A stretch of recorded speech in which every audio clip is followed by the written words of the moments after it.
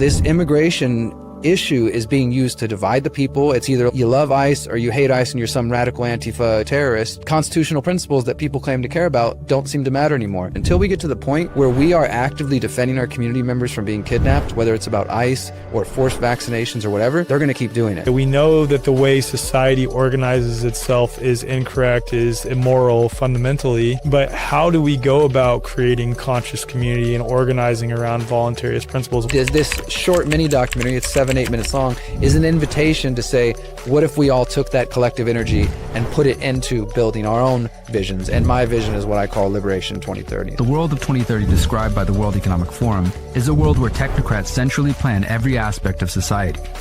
It is a world with no privacy, no personal property ownership, with mandatory digital IDs and digital currencies and social credit scores. It strikes you in your soul, the sentiments that you share behind that feels so fundamentally human. Deep down inside, we know that this is the right way to live. I'm trying to push our movement and anybody who will listen to spend more energy on what we can do for ourselves. Let's not just focus on what they're doing and how bad their vision is. Let's carve a new path. All right, man. So it's been like a year since we put out that episode. I think it's titled Don't Vote, What's Your Solution? Yeah. Where we talked about the entire premise of voting, the philosophy of voluntarism, and answered in 1,000 different ways the question, so what's your solution? Because that's what everyone asks when they're just coming into the voluntarist paradigm, understandably. Sure.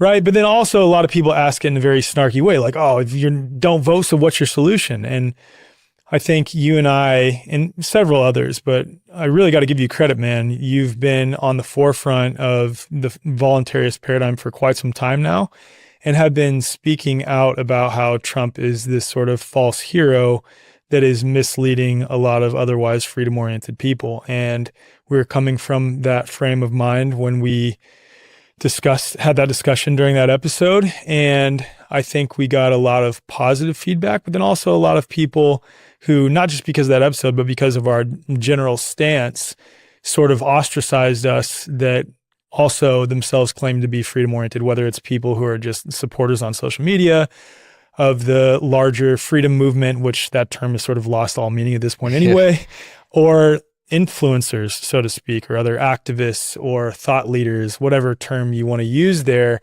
have sort of kicked us to the side for our perspectives in a variety of ways. And I think it's pretty interesting now. We're almost a year past that first interview, and that was just before the election happened.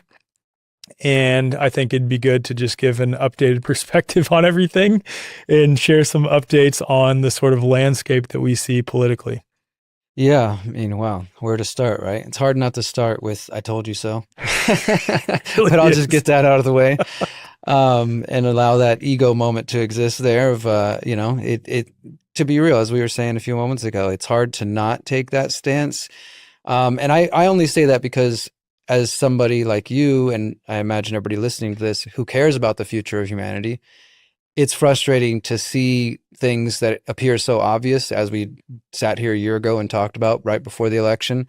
And I had other conversations with Ian Carroll and other folks that were all, amicable, but was really trying to hammer the point home of like, look at these different connections with Trump, look at these people surrounding him, look at these relationships. I think it's clear where this is headed.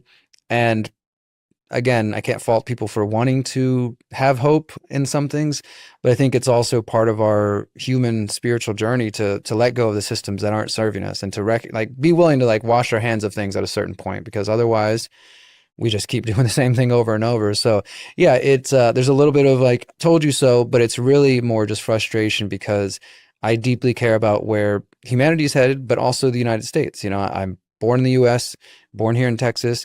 I don't live here full-time anymore, but the rest of my family does. And I certainly care about the direction of the country, whether I'm here full-time or not. And I also understand that what might happen in the US could greatly influence the rest of the world, Absolutely. Especially all their partners. And, people follow the trends that are set in the US. And if those trends are totalitarianism, then we should expect other countries to follow suit. So yeah, it's very frustrating. Or vice versa with the way the world's going right now, Yeah, exactly. too. It could work both ways. Yep. So yeah, it's frustrating as a challenge to not spend all my time trying to, go around doing that. But as I'm sure we're going to get into, I think that probably everything that I said, and I don't want to, I always hesitate to say predicted, because I think it's not even a matter of being like, hey, I predict this is what's going to happen. It's like, you just read the tea leaves of what's in front of you, Right. and you don't have to make any predictions. I think you're just looking at obvious connections and then seeing where it's going to head. And unfortunately, here in late October 2025, it appears like the relationships Trump has with the Zionists, with the technocrats, are still very strong, if not stronger than they were prior to the election. Yep. And all of those things have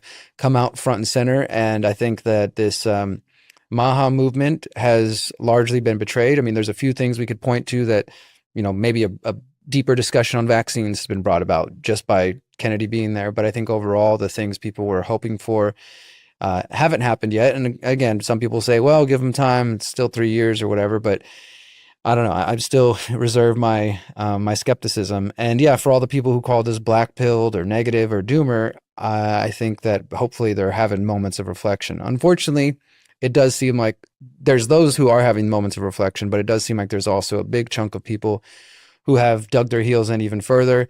And I know we're going to get into it throughout this conversation, but you mentioned influencers. Like, I think it's probably one of the most detrimental things to the search for truth right now is the algorithmically promoted influencers out there, Yep. names like Benny Johnson and others that come about, that no matter what Trump does, they're going to promote it, just it's the best thing that's ever happened. This is a historical moment, and ignore everything else and just talk down to everybody who calls out these things. And I think that's very detrimental, because as we see and as we understand, I think we both understand that we have influence on a certain sector of people who might value our opinions.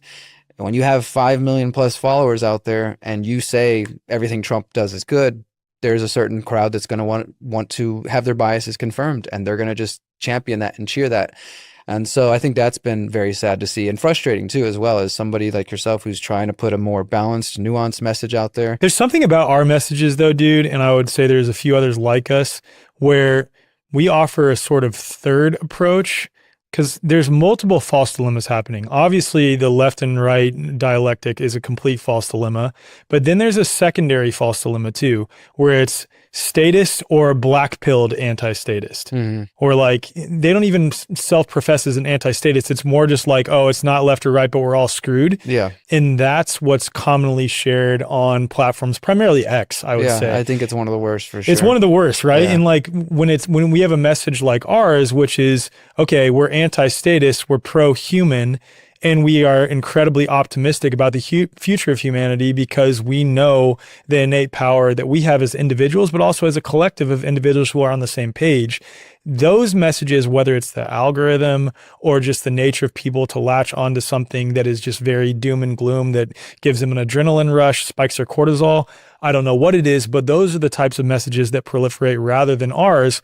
It's not that we don't get engagement, but I mean, I see it in my own post, dude. If I make a post that is very empowering, that is calling people into self-empowerment, crickets. If I make a post that is calling out the pharmaceutical industry or something like this, it tends to go a little bit more viral than the other ones do. Or if you say something about Jeffrey Epstein, Right. that'll get a lot more attention. Like, yeah, Right. there's certain topics, and when I see you out on Instagram or Twitter or elsewhere, and other people who I think are of the same kind of milieu of us, the same mindset you were describing, sometimes it feels like we're in a sea of insanity, and every now it's like, I see you over there. Totally. Keep trying to reach people, but we're having to overcome.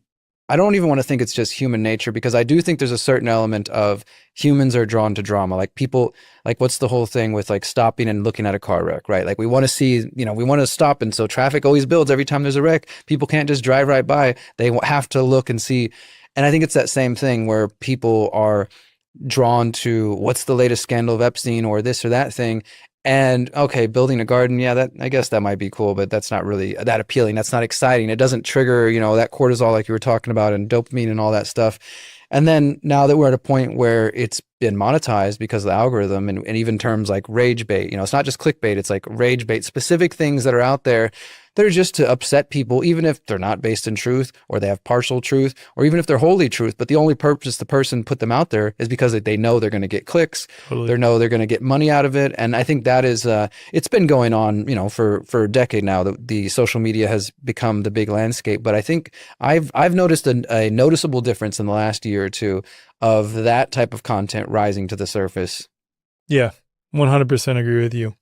So I want to talk about Trump just a little bit to give a sort of situation update on the landscape of things as it pertains to people who are ostensibly freedom-oriented like you and I, and whether Trump has, let's say, met the sort of aura that exists around him that I believe is a false aura as someone who is fighting for freedom, as those who are skeptics of ours or opponents of ours have consistently said that we're wrong and misled, whether it's that he has this secret military operation that he is in charge of, the whole sort of QAnon thing, or it's just that he's someone who is an outsider that came into the system and is uprooting some of the corruption within the system. Those are the sentiments that are generally applied to him, which is why a lot of people decided to vote for him in 2024. And of course, you and I, no need to beat a dead horse, were very opposed to that, seeing the writing on the wall very clearly. So what are some of the things that stand out in terms of what he has or has not done since being elected that were some of his promises, or just some of the things that have happened that are overtly tyrannical? Like, one of the things that stands out to me is what's happening in Venezuela right now and off the coast of Venezuela. Yeah. That's a huge one. Well, we'll get to that. I mean, even before that, day 2, announcing the Stargate program with the heads of Oracle, the heads of OpenAI, and other big tech companies. And for those who didn't catch that announcement, I mean, it's called the Stargate Project. They said they're going to work on mRNA injections using AI to solve cancer. So, I mean, right off the bat, of course, it shouldn't be any surprise because this guy was the head of Operation Warp Speed, but still, a lot of people thought there was going to be going in a different direction. To me, right away, I mean, that just was like, okay, this is where we're headed, right? The big tech folks are in the house. They're announcing these big investments. So that to me was a big indicator. I'm currently finishing up a series for The Last American Vagabond where I write articles. It's just called The Technocratic Trump Administration. And I have 2 parts out so far. By the time people are hearing this, there'll be 3 or 4 parts to it. And the reason I wanted to write this is really for what we're talking about here. It's 10 months in, and a lot has happened. And if you do have family and kids and a job, it's hard to keep up with. Sure, you see the headlines going on, but there's so much happening within the Trump administration, which I do believe is by design. And the article I talk about that you have 2 major influences. For one, since Trump has cozied up with the big tech CEOs, I just call them the big technocrats because that's what they are. Like Zuckerberg, you got to remember, Zuckerberg was infamously quoted in, I think it was 2009, saying that the Facebook motto and the philosophy was move fast and break shit. Like, that's how their mindset was. Like, you just got to do things. Who cares what the consequences are? That's how you get to better things. So now that they're cozied up with Trump, I think that mentality is starting to pervade the Trump White House. But then you also have people like Steve Bannon, who was very influential in the first Trump administration. He's not so much there, at least as far as we know publicly, in this new one. But he's infamous for saying, flood the zone with shit. Just flood it with shit. And he was talking about the time as like, and as a way to overwhelm the media and to overwhelm the Democrats. But I really think that these 2 ideas of move fast and break shit, flood them with shit, and as well as Trump's own mentor, Roy Cohn, who has a whole history of pedophilia and things that Whitney Webb and others have talked about. He also had a philosophy for dealing with the media and dealing with your opponents. He said, you sue them, you move fast, you just beat them up until they can't even, respond. They're overwhelmed. And this is all converging in the way that Trump's second administration is moving. So they're moving very quickly, whether it's the rollout of ICE across the country. And I know that even within our, like you said, the term freedom community is kind of diluted now, but I'll use it for sake of having a term there. Even in the broader freedom community, that seems to have divided people, where some people are okay with military on the streets. They don't care about posse comitatus. All these alleged constitutional principles that people claim to care about don't seem to matter anymore. Right now, there is National Guard on the streets of DC, Chicago, Portland, Nashville, and there's more coming, right? And the thing that's sketchy about that, dude, is like, even if you believe the argument that they're getting out dangerous illegals who have warrants or whatever the narrative is, which is questionable in and of itself, and there's even questions previous to that underline that regarding, how much that narrative was amplified. Exactly. And even below that, like voluntarist principles, we can set all that aside. It's funny. I have to do that a lot. It's like, when I'm reporting on this thing, I'm like, look, I'm an anarchist, so I don't really think the government should be in charge of the borders, but let me set that aside for the sake of having a conversation. Exactly. For the sake of having the conversation regarding this, from my understanding, there's been multiple incidents incidences when ICE is doing a raid where they're just pulling American citizens that are obviously American citizens out, detaining them, separating them from their children for extended periods of time, which in and of itself is incredibly traumatic and messed up. And there's like dozens and dozens, if not hundreds of reports of this happening with ICE. Yeah, I was reporting this week, there's a ProPublica, which is nonprofit journalistic outlet. I wouldn't say everything they've ever done would be things we would agree with, but they do on occasion do good work. And according to their recent reporting, they found 170 Americans who've been, just in the last couple months, who have been mistakenly arrested by ICE, typically let go within 48 to 72 hours. But as you said, that's still a pretty traumatic experience, especially if your kids are involved. Dude, if I was separated from my kids for 48 to 72 hours by the government, like that's absolutely insane. And with everything going on, I mean, let's just be real. Like, they're shipping people to random countries. You wouldn't be mistaken for thinking, am I going to go home? Right. Am I going to go back to the place I live? Right. And so there's things like that happening. And it's hard for me because, again, I understand that there are people who have concerns about the border, and they looked at Biden's administration and they're like, they're just letting all the illegals flood in. Again, I think a lot of that information was right-wing misinformation.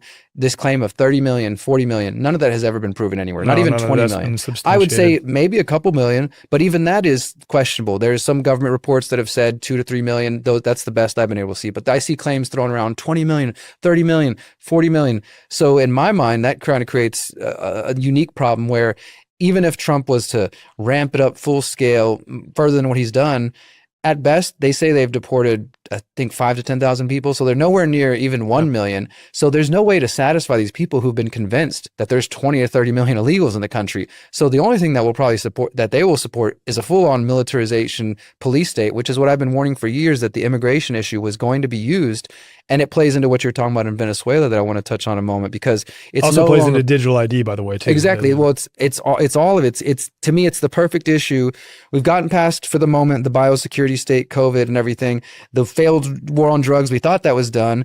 The war on terror. Well, now they're kind of merging it together with the war on narco-terrorism. And so now it's not so much about the Middle Eastern Muslim terrorist. It's about gang leaders, cartel members, drug dealers. Though, if you get that label put on you, or Antifa or something like that, then, you can be black bagged essentially. You can be taken away, you can be shipped to a different country. And right now, much like we saw post 9/11, there's a lot of Americans who don't have any sympathy. I mean, just this last week on social media, I had some lady tell me that, and it just feels like, wow, 20 years, we're still in the same place. She said, if you're an American and you're innocent, then just don't ask questions, just go along with it and you'll be released free. I mean, don't do this know your rights crap. This is literally what I was told, is like, if you just comply, everything will be okay. And I just like, wow, that programming. This is a person who thinks she's awake, by the way. She's, thinks Trump is the hero and this and that. And okay, some Americans were, rounded up. It's a mistake. It's bound to happen. They just need to comply. Stop resisting and talking about your rights. That is scary to me. I guarantee that same individual, or the individuals who share those same sentiments, a lot of them were the ones who are like, do not comply when it comes to COVID measures. That's the hypocritical thing. And the other sad thing about this particular woman that I'm thinking about, she claimed that she had an experience where her husband, who I think she said was Muslim, post 9/11 was rounded up. And he was later released, and she's like, see, he got out eventually. No big deal. Dude. And so it's like, I don't see how you can have such a personal experience with the police state in that way and then not make the connection to what we're experiencing now. But there's a lot of hypocrisy to go around. So there's stuff like that. And the reason I mentioned that, as controversial as it might be for some people, I really think that is part of the foot in the door, like you said, for digital ID. So just this last week, the DHS, they just made it mandatory. It's going to be fully implemented by December 26th this year. That, just like the EU just started with biometric entry and exit, Trump's been talking about that for years. It's now starting, not for Americans yet, but before it was just for foreigners in certain international terminals, certain airports. They've been testing it out like they tend to do.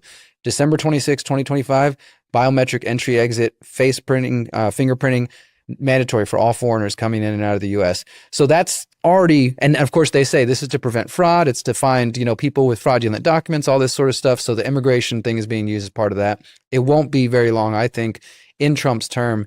I would, again, don't like to make predictions, but I would be very confident saying in the next 3 years, I wouldn't be surprised if some form of digital ID is brought about. And the reason we're told is to make voting, to fix the elections, to make sure that illegals aren't voting, all that sort of stuff. This immigration issue is being used to divide the people. It's either like you love ICE or you hate ICE and you're some radical Antifa, terrorist.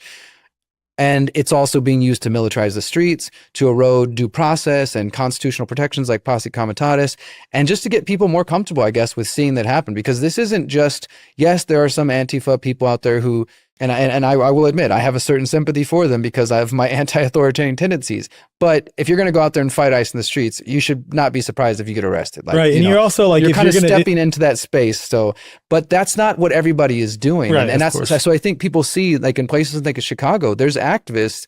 They might not be voluntarists, but this is a strategy I've promoted for years with Freedom Cells. That look, until we get to a point, especially during COVID, until we get to the point where we are actively defending our community members from being kidnapped, whether it's about ICE or forced vaccinations or whatever, they're going to keep doing it. Yep. So when I see people in Chicago starting to organize decentralized ways of like, hey, ICE is in this neighborhood, I'm not advocating for violence, but they show up and they make their presence known and they're, talking crap to ICE. And some people get in the process of like using their cars to try to block them. I know that's controversial. I'm not advocating or promoting that, but I have sympathy for why people are feeling that way. And just yesterday in Houston, where I'm originally from and where I'm visiting now, literally just yesterday, there was 2 raids in Houston. They made the news, and it was another violent raid. It was ICE showing up. This is another big problem. They're in unmarked cars. They're not identifying themselves. They're masked up. Like, what are you supposed to think? Dude, that's so sketchy, man. Like if anyone did that in any, like, it's rational to think like, who the fuck are you? I'm not going to just let you like hide. Because again, people are like, well, if they should have just sat still and not drive away in your car. It's like, well, of course people know ICE is out there, but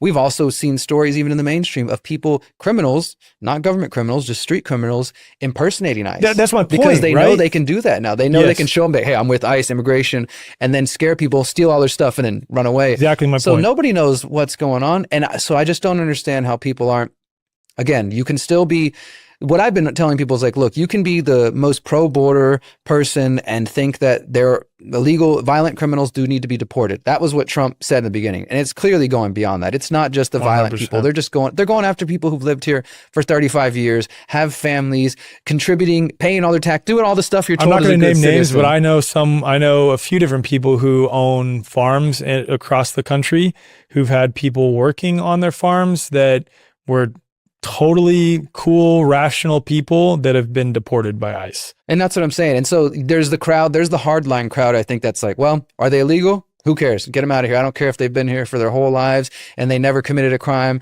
and they've been volunteering and doing all these great things.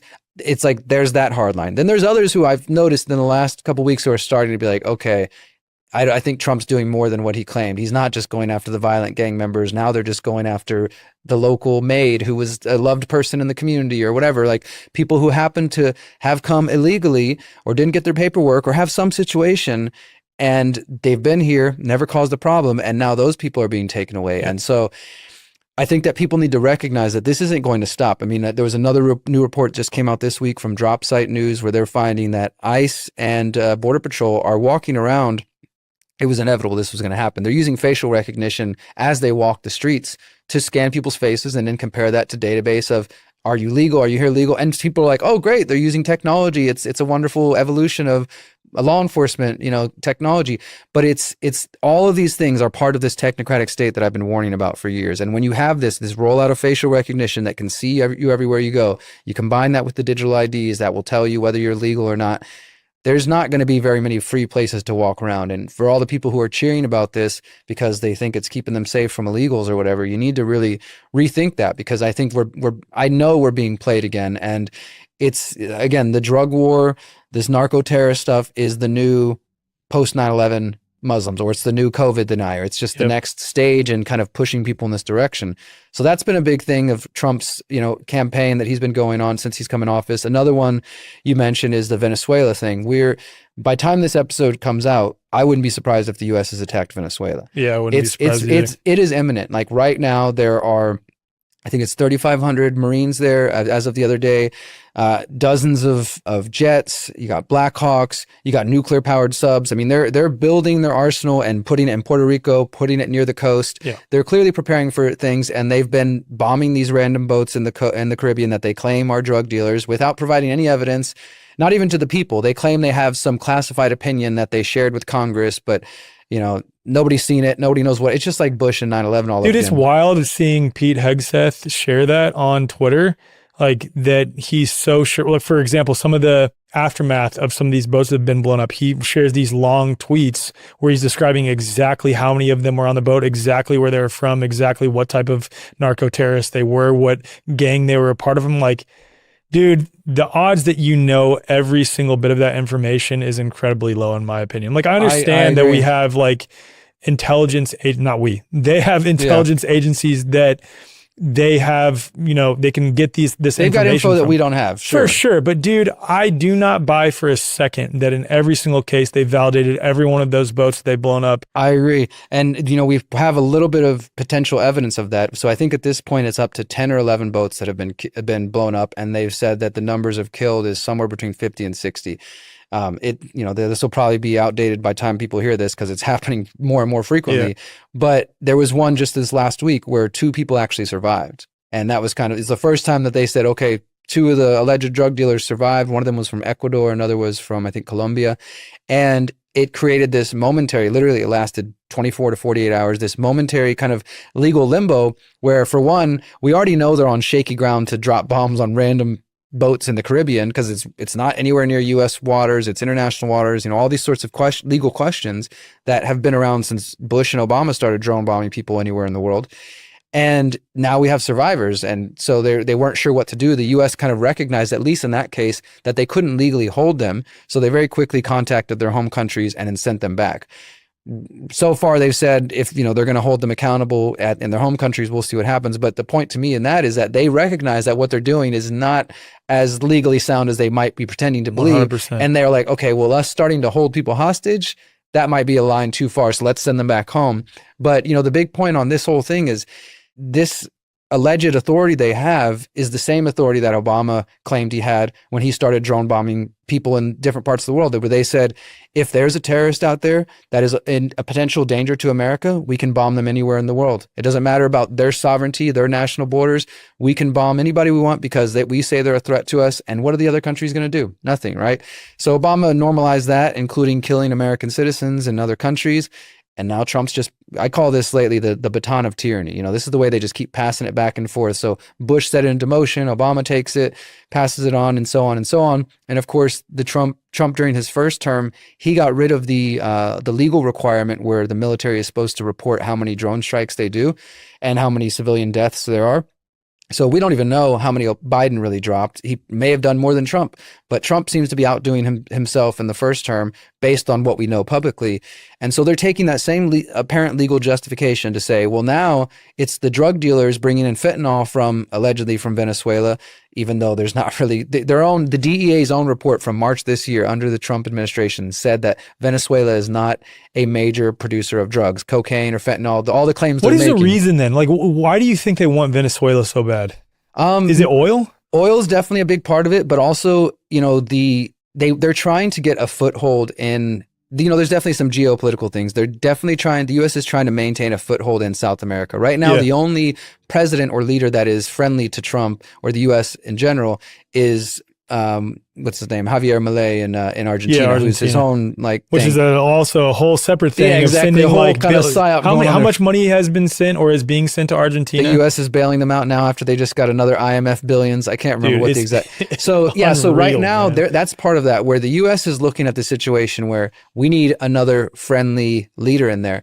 And you might remember back in 2018, 2019, they tried to help out with a coup. There was this leader named Juan Guaido that claimed he's the new leader, and the U.S. recognized him and all these other countries started recognizing him, but nobody accepted him at home. None of the military generals really backed him, and it just was a big flop. So for months, though, they were cheering on this is going to be the guy that saves Venezuela, and it failed. Well, here we are now, 2025, and there's a new resistance leader. It's a woman. I can't recall her name, but she literally just won the Nobel Prize about a week ago, a Peace Prize.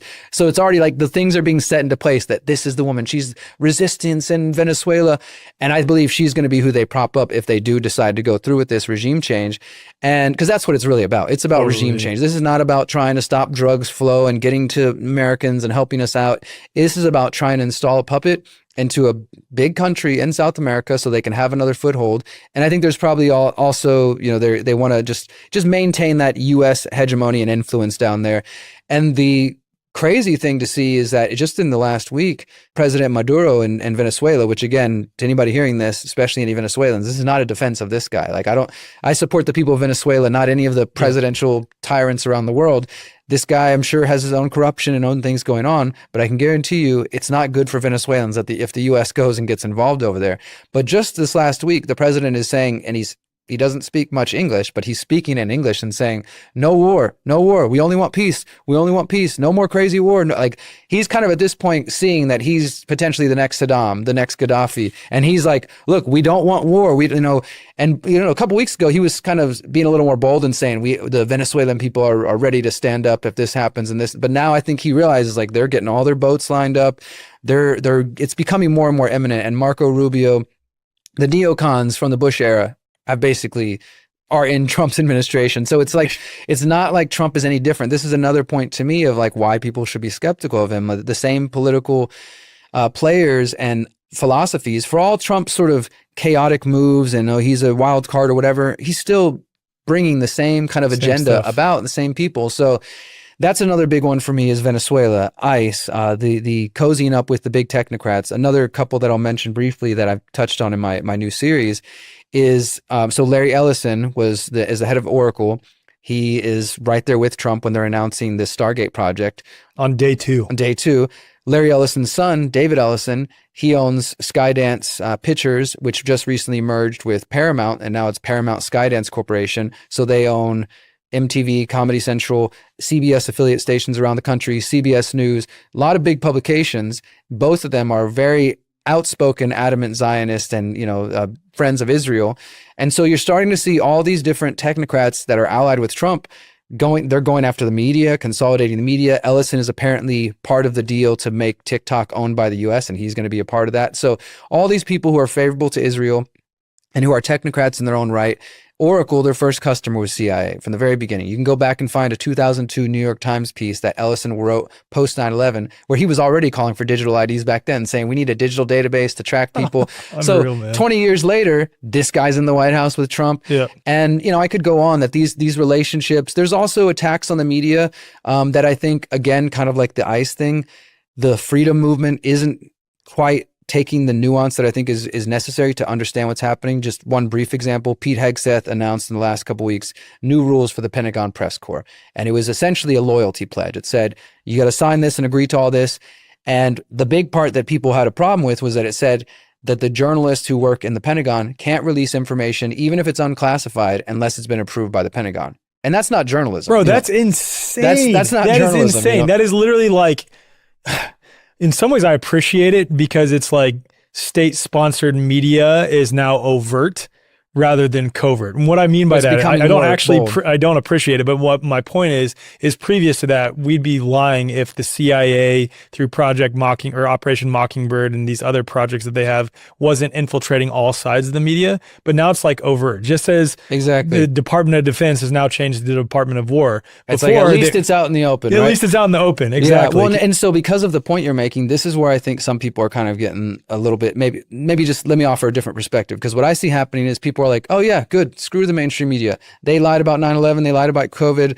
Project. I'm not condoning it. No, this is what I'm seeing out online, and especially from the MAGA crowd. Or they're like, yeah, Trump and them. They're sticking it to the mainstream media. People celebrating. There was pictures of the mainstream press walking out with all their stuff in boxes in hand, and so people are like, yes, get them out of there.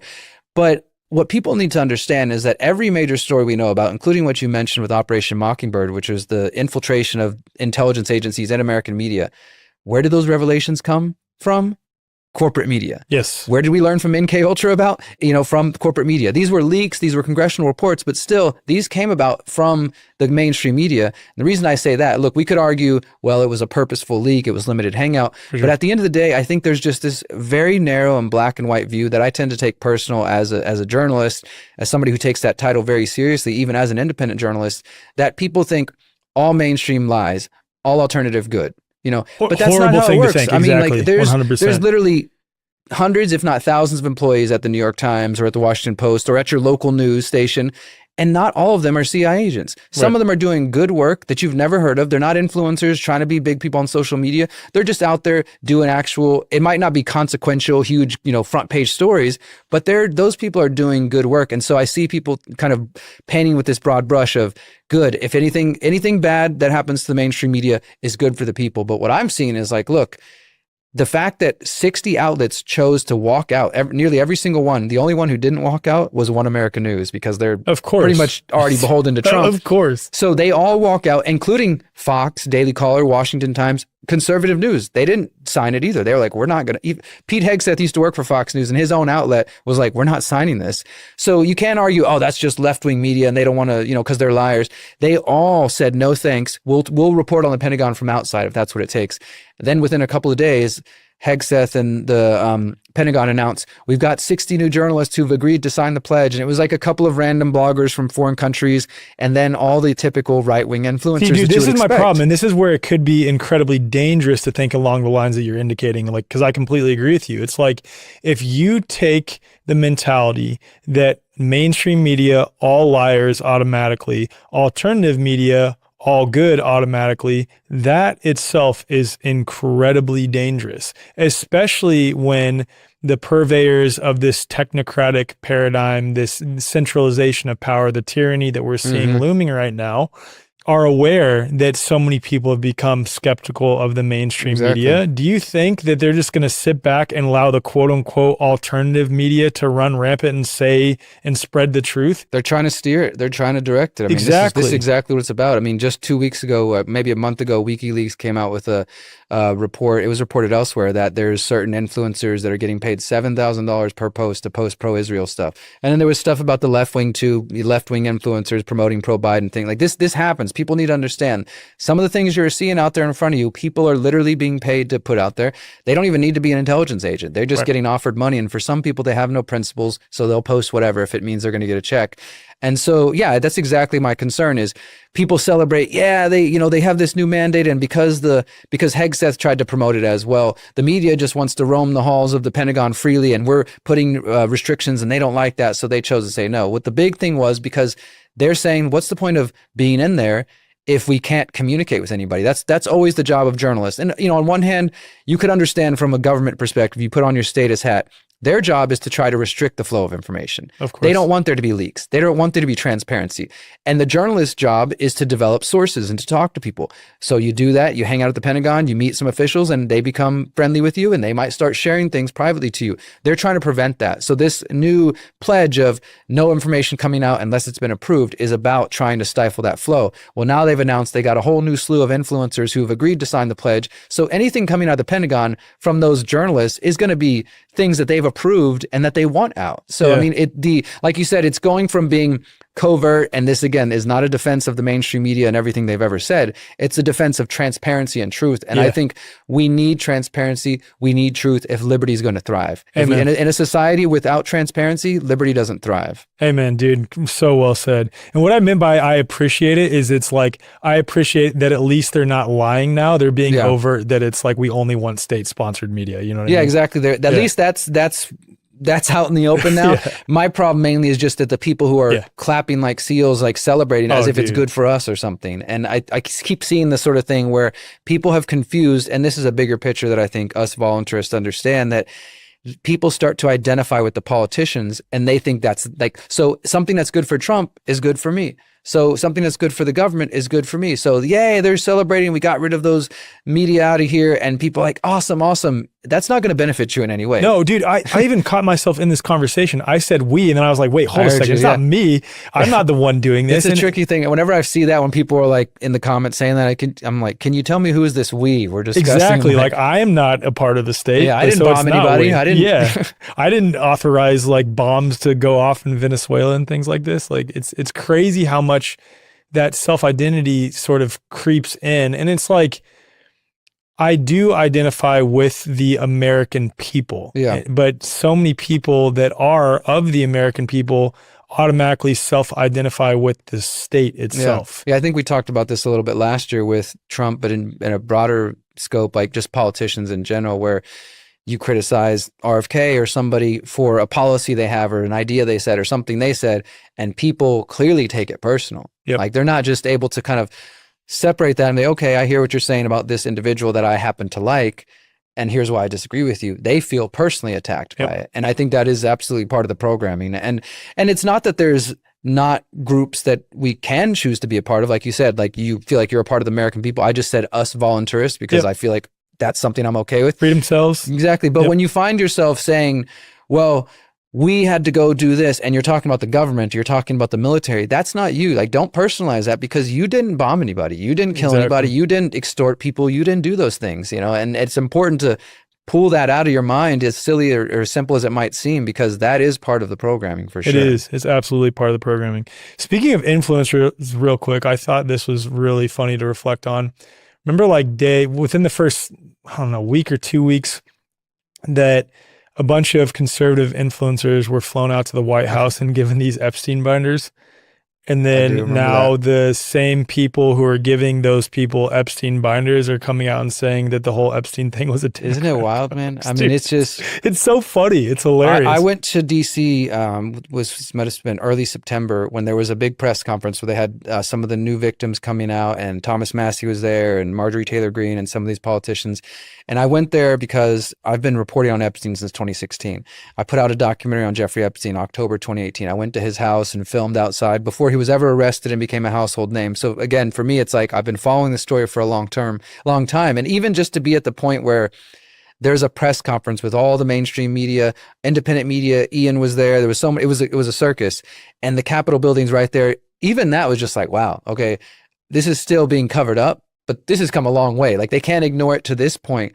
But that's what happens, is when things, you're crazy, that's not true. And then, okay, maybe it's true, but it's, you know, not what you're saying. And then it's like, let's control it. Let's steer it. We can't control it anymore. Now we need to steer it. Like you were saying, there's a rise of independent alternative media. You can go back to the 2018 purge, the first wave that deleted so many outlets. Myself, Free Thought Project, all these old school outlets. Carrie Wedler, I think, was deleted at that time. Carrie was part of that, yeah, and anti-media, all these different outlets. That was the first wave, and we were able to tie that to the Atlantic Council. It's only gotten worse since then, but since then, podcasts have gotten even bigger. Influence are even bigger. I believe that was one of the first attacks on the independent media, and then there's been more since then, obviously during COVID, so that they could prop up a new crop of approved people that appear organic and appear independent, but are clearly promoting an establishment message, whether it's left or right. But nevertheless, and that's a big part of like the Epstein thing, like you said, bringing in these influencers who are all pro-Zionists, by the way, to come get the binders and make a big deal out of it. And then in the end, we start people like myself start looking at the files. I'm like, this is stuff we've had for 5 years. Like, none of this is new. There's stuff that's redacted that we already have that is redacted for no reason.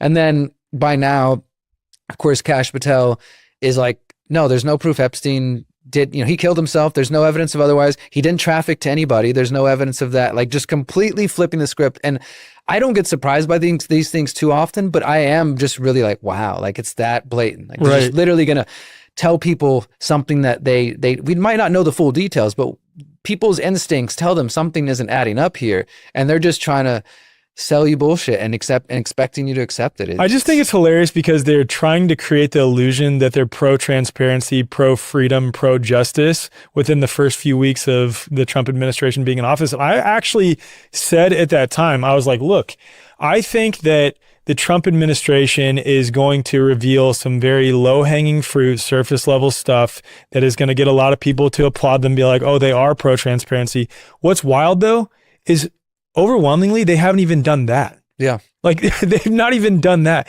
Yes, there's been more talks surrounding vaccines and things like this. Don't get me wrong, but I don't attribute that to the Trump administration. There's a lot of independent people like Toby Rogers and others who've done a good job at exposing this and have happened to be given a platform that is a little bit larger now by way of RFK being put into the position that he's in.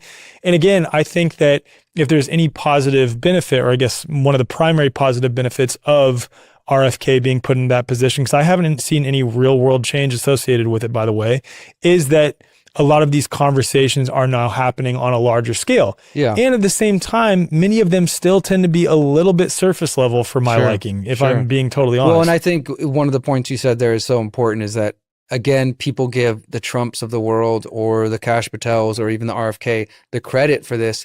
But I've been saying to people beginning, like, sure, RFK, he did his thing. You know, he's been a lawyer. He's done, you know, I'm not saying this guy's never done anything, even though I disagree with him greatly in some areas. But I give more credit to the grassroots activists, to the moms, you know, in terms of the vaccine issue, the moms and people who've been speaking up about these things. It got to a groundswell that, again, the establishment, the predator class could no longer ignore it. So they're attempting to co-opt it. So I don't give Trump credit for that, you know, the growth you're talking about. Like you said, it's other people who've been pushing in the trenches for years and being ignored, being called crazy, being censored, all the things we know about, that it got to this point where now the mainstream kind of has to sort of co-opt it. And of course, there's still the mainstream that acts like, oh yeah, these anti-vaxxers, but there's also now a lot more conversation. My view is that they're just trying to control it as much as possible. And I was saying the same thing what you were just saying a moment ago before the election, that my view was that Trump would come in, he would give people a couple of scraps from the table, some sort of non-consequential political moves that don't cost him much, including freeing Ross Ulbricht, which I'm grateful for, but I definitely think it was a bargain with the devil that the libertarians made. And I love Ross's family. I was there. I got to see Ross's mom after he was released just a few months ago, and I'm grateful for that. But I don't think it was a good move for the libertarians to, for one, to believe when he said, I'm going to put a libertarian in cabinet in place. And now here we are. I mean, my argument was like, okay, so we get Ross free, and of course we're going to celebrate that, and that's great. But then who's going to apologize for everything else that Trump brings in that libertarians played a role in allowing to happen? Because I think the elections are rigged, but for whatever the mainstream voting thing is worth, that coalition he built couldn't have happened without the libertarians. There's a massive libertarian without support. Maha, without Absolutely. the crypto crowd. Like, they needed, at least in the appearance of, you know, for voting purposes, to show that there was a broad base of people. He couldn't have done it without that. And so I definitely think that was the case, is that whether it's RFK or Trump, that they're going to throw a few scraps to the table. Okay, we'll talk about vaccines, we'll say these things, but for the most part, technocracy marches forward, war marches forward, Zionism marches forward. And, you know, another point on the Trump thing before we move on to that, Maha, obviously a big part of the coalition. This is the reason people like Ian told me they voted for Trump, because he's like, well, I know, I hear what you're saying. I don't like this and that about Trump, but I'm a Kennedy guy. And so since he's with him, I'm supporting him in hopes that we can do this thing. One of the first things that they came in and did, the first week, Trump's administration, his EPA, he appointed this guy named Lee Zeldin, who's working with Kennedy. And they chose to extend the Biden administration appeal of the fluoride lawsuit that I was one of the only journalists reporting on, the fluoride lawsuit that revealed there was a massive cover up at the CDC to try to prevent these studies coming out showing that there's lower IQ in children who've been exposed to fluoride toxicity.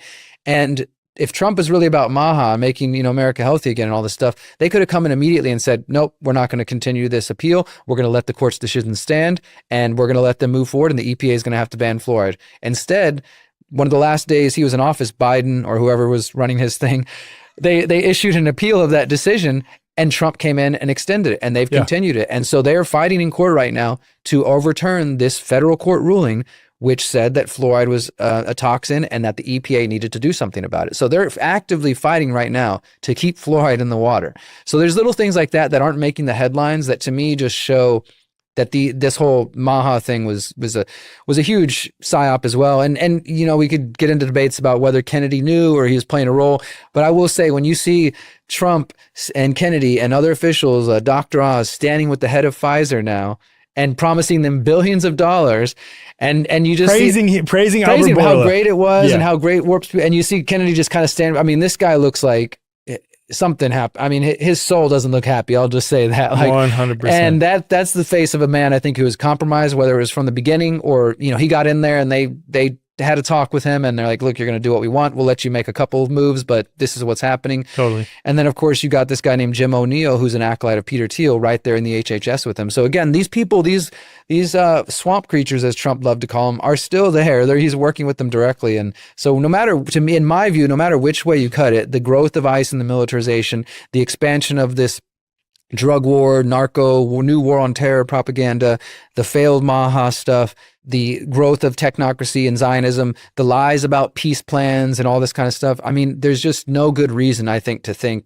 feel like something was accomplished, that the freedom movement won in this, which is what I think a lot of people believed it was, that this movement that's been building since before the internet and then now has exploded with social media, Trump's getting back in the White House was the culmination of all our efforts or something like that. It's not true. I want to discuss a few more things. I don't want to belabor the point on we were right, but it is important to talk about a few other things. I want to talk about Palantir a little bit and Peter Thiel and those connections and what has sort of come with the Trump administration with the second term. But before we get there, related to the health stuff, the thing that stands out so much to me is that in 2012 and 2013, Trump made multiple tweets where he's openly questioning vaccines and openly calling for an investigation of vaccines as it pertains to autism being one of the causal mechanisms possibly behind autism.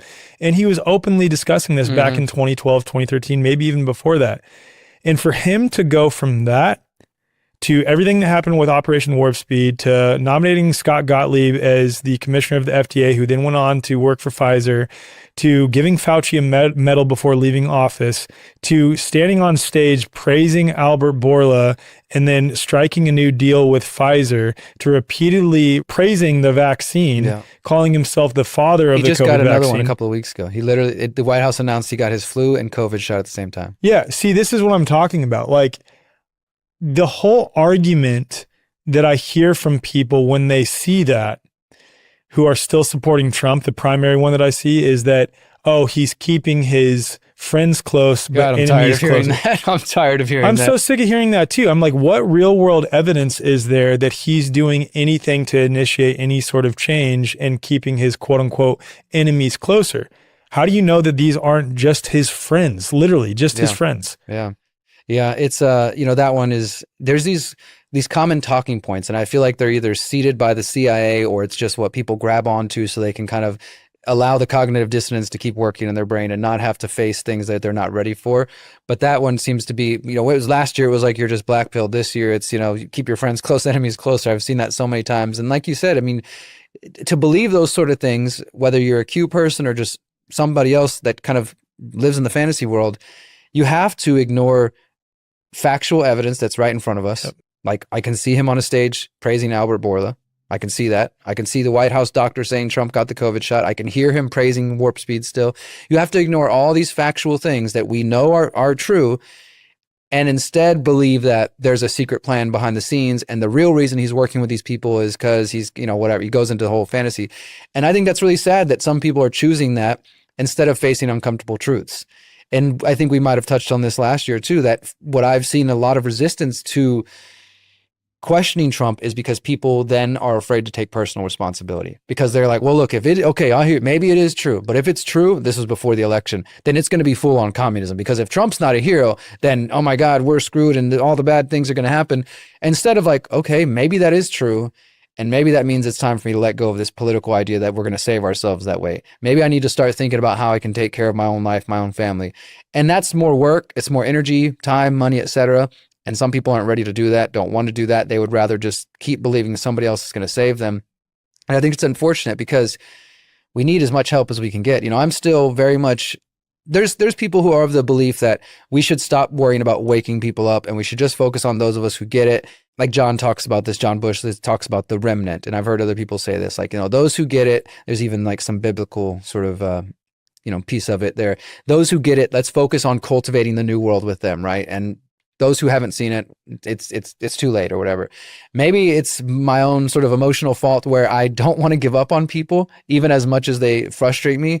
I tend to feel that if we're alive, if we're breathing, there's still hope, like real hope, not hope in politicians, but hope in reaching people. I see it in the people around me and some of my neighbors, man, that are starting to get it more and more and ask questions and things like this. And if we were to just say, you know what, I'm going to exclusively create content that is aimed at only those who are already in the know and not even bother, because I see you posting things that I see a synergy between the things we post, because it's both, we're trying to shake people from their slumbers still, in addition to focusing on the positive solutions and the great things that are available already, still trying to shake people out of that. And I tend to see that as like, to use the tired Matrix analogy, it's like we're trying to pull people out of the Matrix, but we're also trying to build the new world. And because there needs to be another place if we're not going to be a part of this.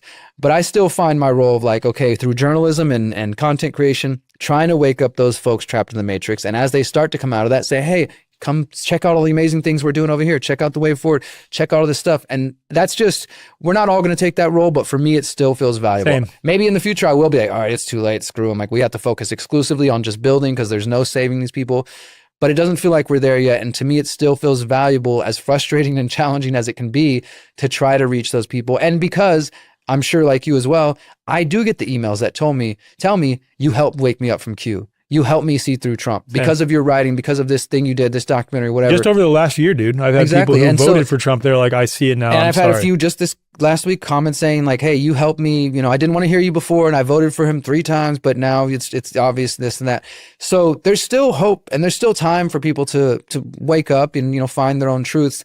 And I think that's important, you know. So I try not to get nihilistic about and overwhelmed, because yeah, absolutely do. I have my days where I'm just like, oh my God, I can't believe people are still buying this. And then my own frustrations with the algorithm, man. I mean, I've had a few rough days over the past couple months where I'm like, damn, I know I'm creating quality content. I know I'm doing good reporting here, but I'm still shadow banned on X. Would you say X primarily, bro? There's something about X with. Yeah. I had massive growth for a little while, and then I've literally just seen it sit still for the last 3, 4, 5 months, and I know it's related to what I'm talking about, and so that's sitting still or going backwards, and. You know, the funny thing about being on this digital world that we live in, this is one of the reasons why I love doing in-person events and going around and doing tours, is because when you're sitting at home behind a computer, behind a phone, or just recording, sometimes it can feel alone. You forget that there are people listening. Sure, you get the comments every now and then, but I definitely don't trust their numbers. I've never trusted their numbers. And when I go out in the real world and I get invited to an event or I go do my own talks, okay, there could be 100 people in every city I should go to, and maybe more, maybe 200. And I'm like, I don't think what they're showing me when I'm sitting at home and starting to feel isolated and alone is accurate. Right. I think the numbers have to be much bigger. And maybe those other people really aren't reaching millions. Maybe that's inflated even. And that's just designed to give that appearance of how powerful and influential that ideas or those messages are. So it's hard. This is the 5th generation warfare. Social media is the battlefield. That's the way the military sees it now. Social media is the battlefield. The internet's the battlefield. And we're on it whether we realize it or not. So it's hard to not get in your head about that and to feel down about it. I totally feel you on that, man. And maybe the audience won't resonate with this as much, but that's okay. Like for me, I resonate with that so much, especially when it comes to X, because like I feel like you, my whole message is different in that it's actually empowering people to understand their own power, both physically and metaphysically. Yeah. Especially we could get into the whole like water permeates all facets of reality. Veda Austin's work indicates that our thoughts, feelings, and beliefs impress upon water and actually change the physical orientation of water. That's a whole separate category. But the point is talking about things that are inherently empowering to people that they can change on a day-to-day basis in their own lives seem to get no traction on X. And it messes with my head. I'm like, this, I feel like is such an empowering thing for people to understand, or even just the message of voluntarism. Like quite literally, the state runs off of our conditioned beliefs and their authority. And then I would say consensual and contractual relationships related to that, driver's license applications, things like this, which there are ways to get around through equity. There's other like approaches to that. But the point that I'm getting at is it's as simple as dissolving conditioned fear-based beliefs in mass. Even just a portion of the freedom movement was just like, no, I'm not doing that anymore. People are addicted to fear, man, and they're addicted to drama. And I think that's the, you know, the reptilian brain or whatever you want to call it. And the algorithm definitely favors it and promotes it. And then, you know, that's I've been hanging out a lot with my nieces and nephews as I'm visiting town, and I've been reading more and more about this phrase that keeps coming up, brain rot, in terms of like what, not just for the young kids, but obviously for the young kids, but even for us. You know, I'm 40 right now, so everybody my age and our age and younger, right? Yeah. I think those of us who grew up a little bit before the internet and then grew up with it after it became, but those who are growing up with it completely, they're going to face different challenges, I think. Like for us, it's like as content creators or anybody out there who's trying to create content, especially positive content, and in this broader space, there's a home for it. There's a space for it. There's clearly a desire for it, but the algorithm doesn't promote it. Right. And the algorithm seems to even downrank it and push it out of people's awareness. So I worry about that. And I've been kind of studying this as I'm spending time with my 15-year-old, 12-year-old, 10-year-old nieces. And what are they watching as they're looking on their, you know, devices and scrolling and it's mindless stuff. Because I started thinking, I'm like, okay, how can I was literally thinking about this on the way to this interview. How can I learn from what they're watching and start to not change my content towards that, but keep it in mind. Because for me, I want to have an audience that's not just people my age or our age or a little younger, but what about the kids that are just graduating from high school right now, college? I want to reach them, and that's why I do documentaries, because I feel like that's a good format for some things. But I've been spending a lot of time really trying to understand this, like how can we beat the algorithm when we're in their playground? We're totally choosing to be in their playgrounds, and we understand you have the Way Forward, Freedom Cell Network. We've got these other alternative platforms that serve a purpose and are great in all these ways, but we know that's not where the masses are. No, the masses are still on YouTube. They're still on Apple. They're still on all these other places. So we have to kind of venture into that territory a little bit in the hopes of reaching them. But every time we do, we're, at the whims of their changing algorithms or their propaganda, their censorship, whatever. And so it can become its own psycho-spiritual battle in itself of just trying to okay, I'm going to step into this space, try not to get sucked into an argument or a debate, but also bring that light that I think is necessary and reach those people that hopefully will see it. But it's frustrating when you put it out there and you're like, wow, okay, I've got this many thousands of people on this platform or this one, and this got 10 interactions or likes. And it's challenging. And I think that is part of the psychological operation, because they would love for us to just quit. They would love for us to give up. But sorry to say, whoever's trying, I don't think we're going to give up anytime soon. No, and just like you, when you go to various cities, I'm sure you get a bunch of people coming up to you like, thank you so much for the work you're doing. I really appreciate it. When you go to events, and that's validating to me too. When I go, I'm like, I am actually making an impact. I am reaching people. It's really cool to see that. And that's why I much prefer the in-person events. And I know we're going to talk about the People's Reset later in this conversation. Because I think gatherings like that are so incredibly important. Absolutely. I mean, I've been trying to just get people, not just the People's Reset, but whatever it is, like organizing your own community, because not only because it serves us, and the solutions I think that are relevant right now are very difficult to do as a single person or just one family. So you need that strength and community. But it's, there's a reason that the phrase touch grass has become popular, because I think even people who aren't awake in terms that we would say intrinsically understand, we're spending a lot of time on the internet, and we need to get outside, and we need to get connected with each other. So it's like there's something inside of us as a species that is wanting that. And there's some who are maybe too far in the other direction and they don't quite feel it. But it's important for us to get outside, get connected to each other, and get connected to spirit, because that's really what it comes down to. I mean, everything we're facing is the spiritual battle. Amen. Most healthcare today operates on an outdated mechanistic model, treating the body like a battlefield rather than a self-healing system. You wait months for an appointment only to receive a rush diagnosis that labels you rather than truly understanding your unique health. Even in holistic health, many practitioners rely on endless lab tests and supplement protocols, addressing symptoms instead of the root cause.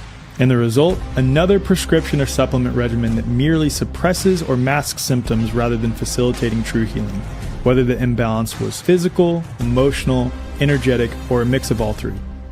And that's why Dr. Tom Cowan co-founded the New Biology Clinic, to offer something radically different. As one of the most respected natural health doctors in the world, Dr. Cowan has spent decades challenging conventional medicine and advancing a deeper understanding of human biology, water, and natural health. His work isn't just about rejecting the mainstream, it's about offering a more truthful, biologically coherent approach for healing. The New Biology Clinic recognizes that health isn't about fighting disease, it's about restoring balance. You're not a diagnosis, you're an individual with a unique story, and healing should honor that. With virtual consultations available worldwide, the clinic offers a flat-rate monthly membership that gives you direct access to practitioners who take the time to actually listen. Members also get exclusive health live streams, a resource library, and live sessions covering everything from biofield tuning and breathwork to movement and meditation, all designed to support whole body healing. And if you're not ready for a membership, you can book a one-time appointment, sign up for an enrichment-only membership for the healing modalities alone, or schedule a free connection session with one of the care team members to see how the New Biology Clinic can help in your specific situation. This isn't about keeping you dependent on doctors. It's about making you sovereign over your health. Head to newbiologyclinic.com and use code THEWAYFORWARD, and that's spelled The Way, F-O-R-W-A-R-D, for $50 off account activation, or just head to the show notes for more info. If you're a member of The Way Forward, email hello@thewayforward.com for $150 off. Your body already knows how to heal, and New Biology Clinic helps you remember. So one of the things that really stood out to me, and we talked about this a little bit in our last episode, was Trump's relationship, not directly to Peter Thiel, but through J.D. Vance to Peter Thiel and through some other avenues as well, but nonetheless, a relationship with Peter Thiel. Obviously, that relates to Palantir.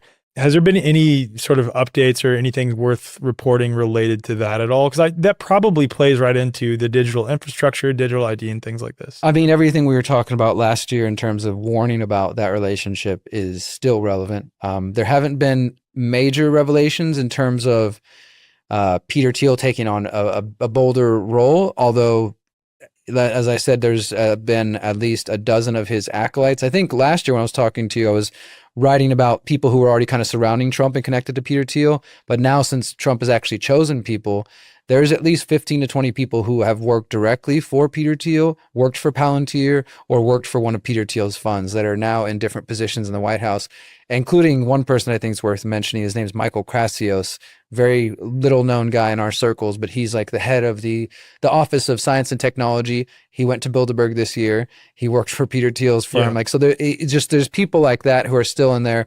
And, I wouldn't be surprised if Palantir is involved with some of the ICE contracts because, as I mentioned earlier, they're using facial recognition now. They've got to be. And they're obviously gaining major benefit from the Zionist war on Palestinian people. They're involved in that, and they're big embracers of the Zionist philosophy. The other development I think which is concerning, people might have heard of, is that Peter Thiel is becoming very famous for speaking about the Antichrist, and he's becoming more and more, at least claiming to be more and more religious. And to me, this is part of the psyop as well, is like this, all these people converting to Catholicism or claiming that they found Jesus now. Like I'm very skeptical of any of that stuff, with respect to people's religion. I don't think what we're witnessing in that terms is organic. There's people who have concerns about Christian nationalism or whatever, but Peter Thiel himself specifically says that he is a Christian. He also still claims that he's a libertarian, which is, I don't see how you're libertarian when you're taking government contracts and military industrial. But he recently gave this 4-part lecture in San Francisco that was private, off the record, but audio hasn't been leaked, but transcripts have been leaked. And for whatever reason, he is very obsessed with the Antichrist right now. And what I think is very telling and just interesting is he is positioning himself as the resistor to the Antichrist. He's claiming that people who want to regulate things like AI are actually the Antichrist, because he says, well, yes, AI could cause problems, but we need to embrace it, and that's going to be the way we're going to save the world. It's actually the people who want to limit AI. Those are the people who represent the Antichrist. And I wrote an article a few months back talking about how when you look at the people influencing Peter Thiel, J.D. Vance especially, you have people behind the scenes who are a part of this, what used to be called the Dark Enlightenment, and then eventually became the alt-right and is now basically MAGA. Curtis Yarvin is a big one. He wrote in the name Mencius Moldbug was his old blog name. And not to get too into the weeds, but this guy pretty much is a technocrat that believes that, as many of us do, that democracy has failed and that you need a monarch or a corporate king to run things. And J.D. Vance specifically said he was a big influence on him. This guy is a friend of Peter Thiel as well. And there's even mainstream articles writing about it. He got reviewed and written about in the New York Times. So his influence is rising and growing. I don't know why they're giving him airtime, but they're saying like, hey, this is the guy who's behind the scenes. All of the young aides at the White House look up to him as a hero, Curtis Yarvin. And Curtis Yarvin is the man who influenced Peter Thiel, directly influenced J.D. Vance. And so it's his ideas that are being promoted, whether by name or not. And part of his philosophy is that you have to have a counter elite against the so-called elite, what he called the cathedral, which is like the deep state, you might say. But it's funny because they're trying to position themselves as the anti-establishment. But in my view, we're just witnessing at best 2 different billionaire Zionist groups versus each other, if you even believe that there's really a versus going on. Yeah, if there's different factions. Exactly. So at best, though, Peter Thiel, Curtis Yarvin, and these folks are trying to position themselves as the counter elite. They recognize that they're elitist, that they're billionaires, and they have all this wealth and power and everything, but they're saying that they're the ones who are going to protect society from the progressive George Soros, that class, and apparently against the Antichrist, which is just, I don't know, it's astounding. I'm not saying Peter Thiel's the Antichrist, although people might say he's in the running for it. But the fact that this is becoming kind of his new mantra of like giving lectures on this, speaking about it. He talked to the New York Times about it, and he got asked a question like, do you think humanity should continue to exist? There's a really viral clip out there, and he hesitated. He stuttered. He's like, like this guy can't even tell you that he thinks the human species should go on. Such a softball question for like any normal human being. Yeah, try to be answer. normal for a moment, Peter. Just say, yes, of course, we want humanity to continue to exist. What do you think? We're crazy?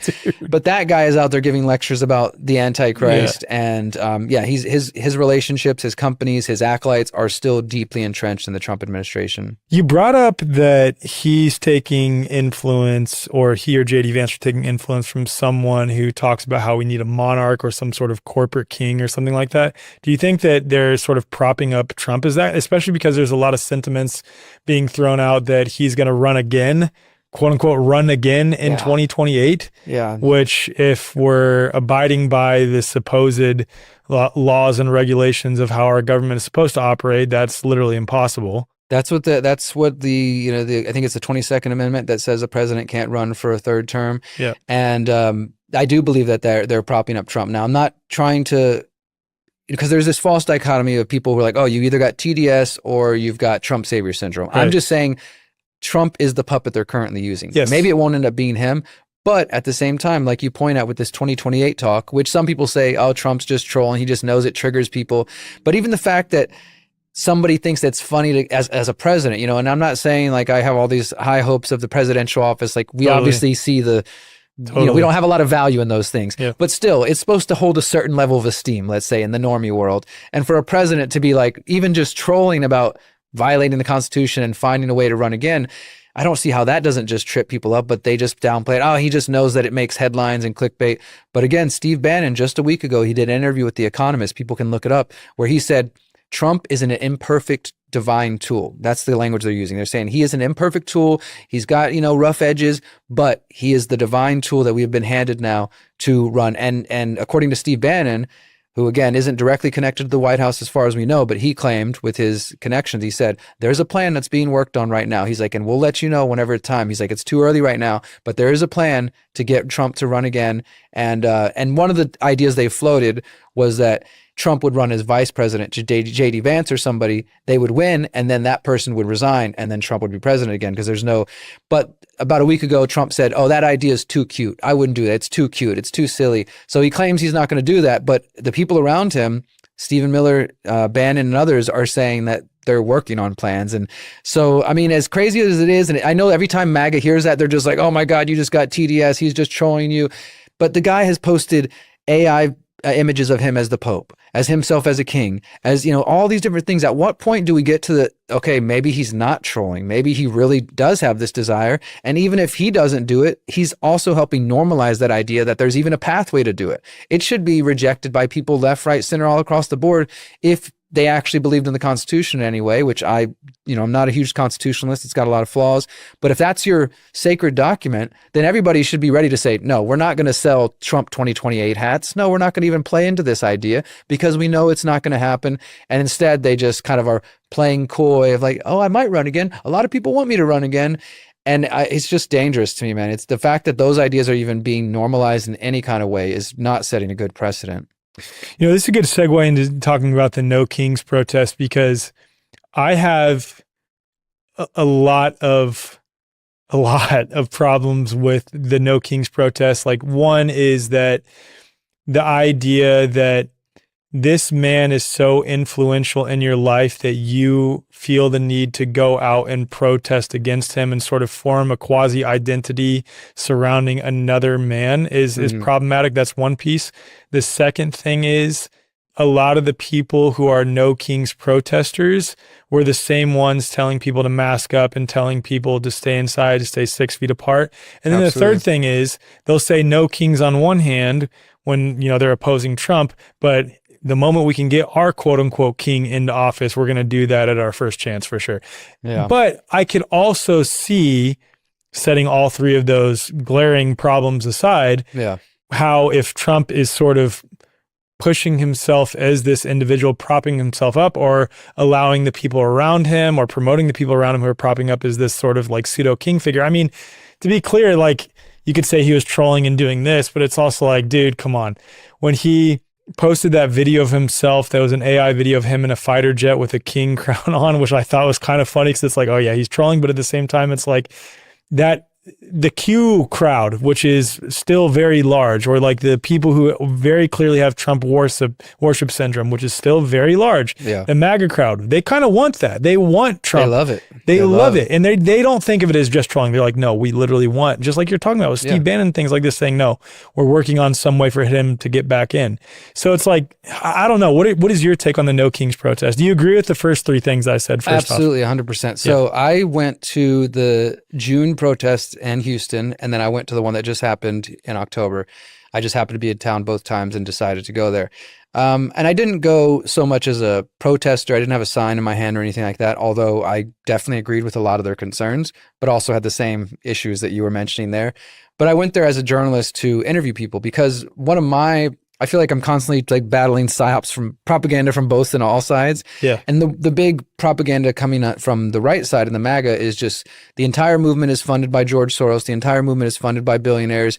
There's going to be violence in the streets. I remember lots of big YouTubers telling people in June that like there was going to be civil war that weekend, don't go outside. And the same thing just a couple of weeks ago when this No Kings protest happened. I literally, when I was posting like, hey guys, I'm going to No Kings today, I'll be documenting and doing some interviews, I'm getting messages like, Derrick, I wouldn't go there. The cities aren't safe this weekend. I'm like, you guys are watching too much MAGA media. Like it's, if anything, why not go there and try to get your message across or learn? Like that's at least always been my approach, right? So I'm going there because I want to highlight what do these people actually believe? Don't just listen to MAGA tell you what they think that these people believe, but what do they actually believe in their own words? And to try to confront them a little bit with some of those hypocrisies you're talking about. So when I went in June, I really didn't throw anything back in their face. And I mean that nicely. I wasn't doing anything controversial. I also wasn't trying to do gotcha journalism, which is... Well, that's what you'll see too on both sides of the spectrum. Yeah, that, or they'll take, interview 20 people and only show the one that is the most extreme version. Exactly. And that's what I'm saying. Like, I didn't want to do any of that. There's plenty of that. And, to our talk about how to go viral, I guess if I did more of that, I'd get more hits and clicks, but that's just not what I'm after, right? So I interviewed about 4 or 5 people in June, and this one in October, I did the same thing. I interviewed 4 people. And of those 4 people, there was a young dude who I'd say 20, 22 in that age range, a gentleman in his 60s, maybe 70s, because he said he was around during the civil rights movement, and then 2 ladies, one who was dressed like a handmaid, and then another one who was dressed in like one of the, blow up things. So that's becoming really popular right now. So I picked like a pretty diverse crowd of people, and they all had strong opinions. And again, there were things I agreed with them on. And then there was other areas like I kind of play it where it's not me being confrontational. I just say, okay, well, let me offer you an opinion from the people who are critical of this. So I hear you're concerned about authoritarianism from this and that from Trump. Well, the people on the other side will say, okay, it's great you're standing up now, but what about COVID? What about when people, and I just go through the whole list of things. And I think every single one of them said to me, well, that's different. That was different. And the first guy said, well, that's different because, and I know this is something that, we might want to get into later. They're like, well, it's because there was a dangerous virus going around. And I said, well, what about even according to their own numbers, 98%, did the usual, like kids weren't in danger, blah. And I said, PCR, I did the whole spiel. Yeah. But still, I hear you. And I don't know if he even knew any of the stuff I was saying, but he at least listened. This is the younger guy. And he was interesting because he was waving around a "Don't Tread on Me" flag at this No Kings protest. And then he had he was kind of all over the place, but he wasn't a hardcore Democrat. He said he only voted one time in his life and he voted for the Libertarian Party. So he wasn't like, the stereotypical hard leftist that people think is there. Yeah. He's like, look, I don't support what Trump's doing, and I didn't like cancel culture from the left. And so he had a lot of good opinions, but then when it came to COVID, it's kind of where it all fell apart. Because it's like, well, no, that's different. I believe in liberty, but I believe in, he said, like ethical liberty. So, your freedom ends where mine, just the whole thing. And the other ladies, the handmaid was very concerned about abortion rights and that, it's hard to kind of get into some of these things in a nuanced way standing on the side of the street. So sometimes I'll choose to sidestep certain issues and focus on things. But my main point with talking to them was to, again, give them a soapbox. Hey, here's what the people actually believe. Whether you agree with it or not, don't take MAGA word for it. Don't take Trump's word for it. Here's what they say.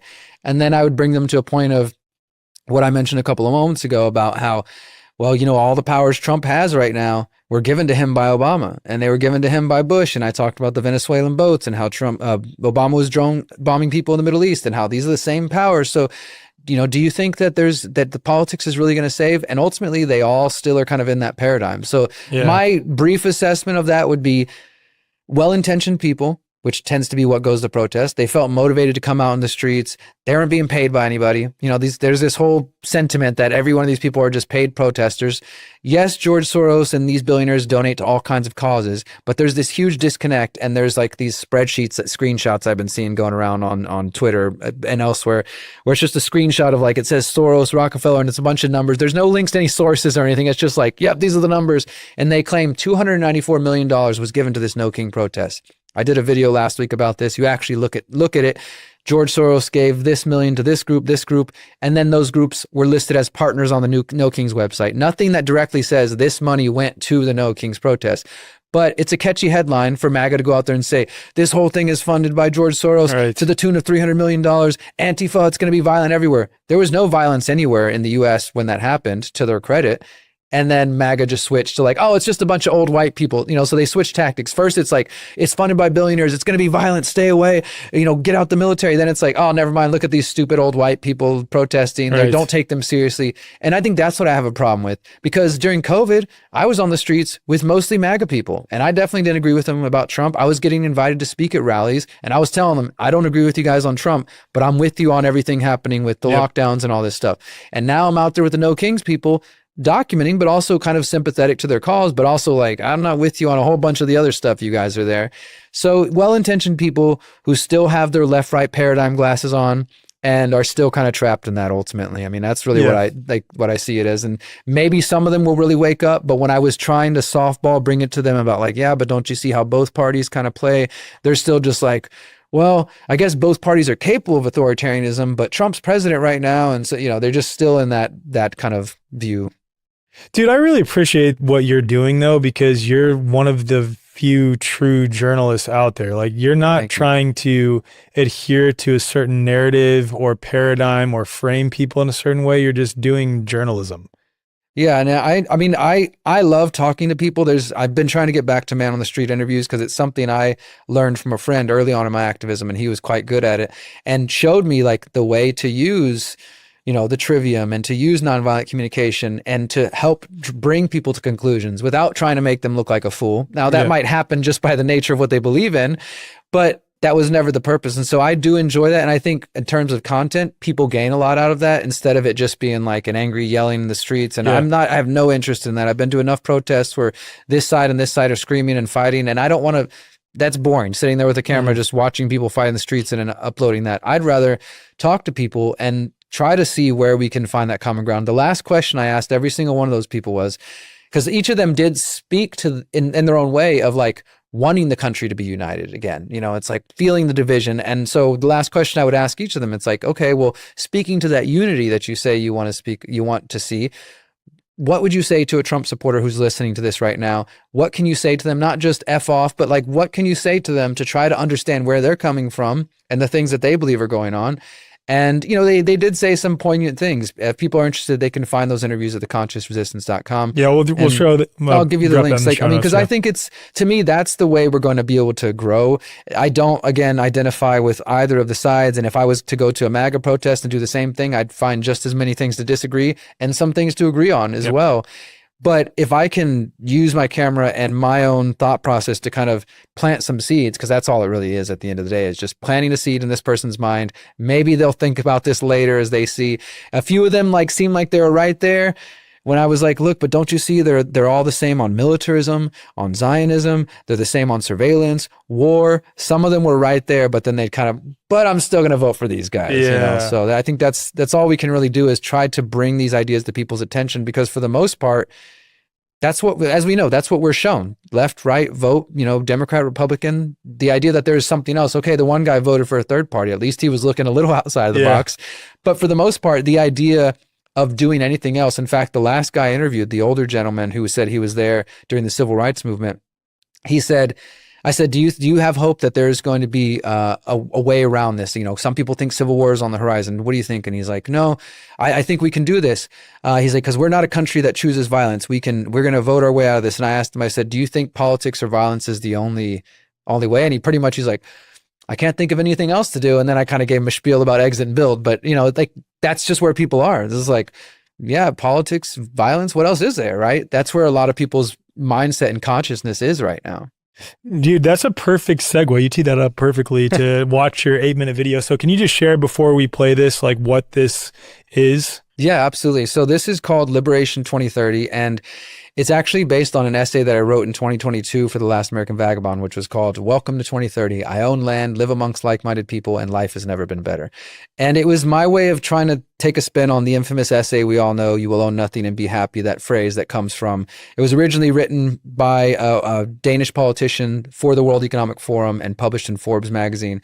And that's where you will own nothing, you'll be happy. And she describes her vision of 2030, the Agenda 2030 vision, digital IDs, all that stuff. And, just like with all of my work, and I think with your work, I'm trying to push our movement and anybody who will listen to spend more energy on what we can do for ourselves. This is what the whole People's Reset event I organize about. This is what so much of my work is about, is like, let's not just focus on what they're doing and how bad their vision is. Yes, let's wake up to it. Let's reject it. But let's carve a new path, right? If you're it's 2025. We got 5 years till this deadline they've tried to set. If you spend the next 5 years just watching podcasts, listening to documentaries, and just being consumed about, oh my God, it's getting closer, digital IDs, because it's coming. It's here. It's right in front of us. But you don't do anything for yourself, then don't expect anything different. But this short mini documentary, it's 7-8 minutes long, is an invitation to say, what if we all took that collective energy and put it into building our own visions? And my vision is what I call Liberation 2030. So it's just a short alternative idea instead of Agenda 2030. Awesome. Let's watch it real quick. The World Economic Forum and Forbes magazine published a short essay titled, Welcome to 2030. I own nothing, have no privacy, and life has never been better. It's great. Written by Ida Auken, Denmark's former Minister for the Environment, the essay imagines what life might be like in 2030. The year 2030 was chosen because of its importance to the achievement of the United Nations Sustainable Development Goals and the Agenda 2030. Yeah, I've worked with a few good editors. I don't do any of the editing. I just do the scripts and the narration. Objectives adopted by the UN in 2015 with the ostensible goal of ending poverty, protecting the planet, and spreading peace and prosperity to all people by 2030. However, these lofty idealistic goals actually hide darker intentions. The SDGs in Agenda 2030 are a step towards a world where individual liberty and privacy are erased, and technocratic digital surveillance and social engineering are the norm. Yeah, it's not bad. Yeah.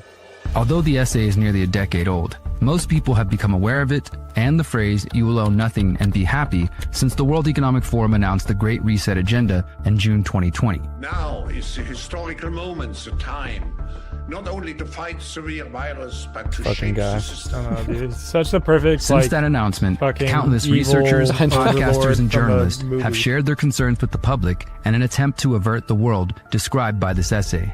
When you get past the buzzwords and promises of utopia, you recognize that the world of 2030 described by the World Economic Forum is a world where technocrats centrally plan every aspect of society.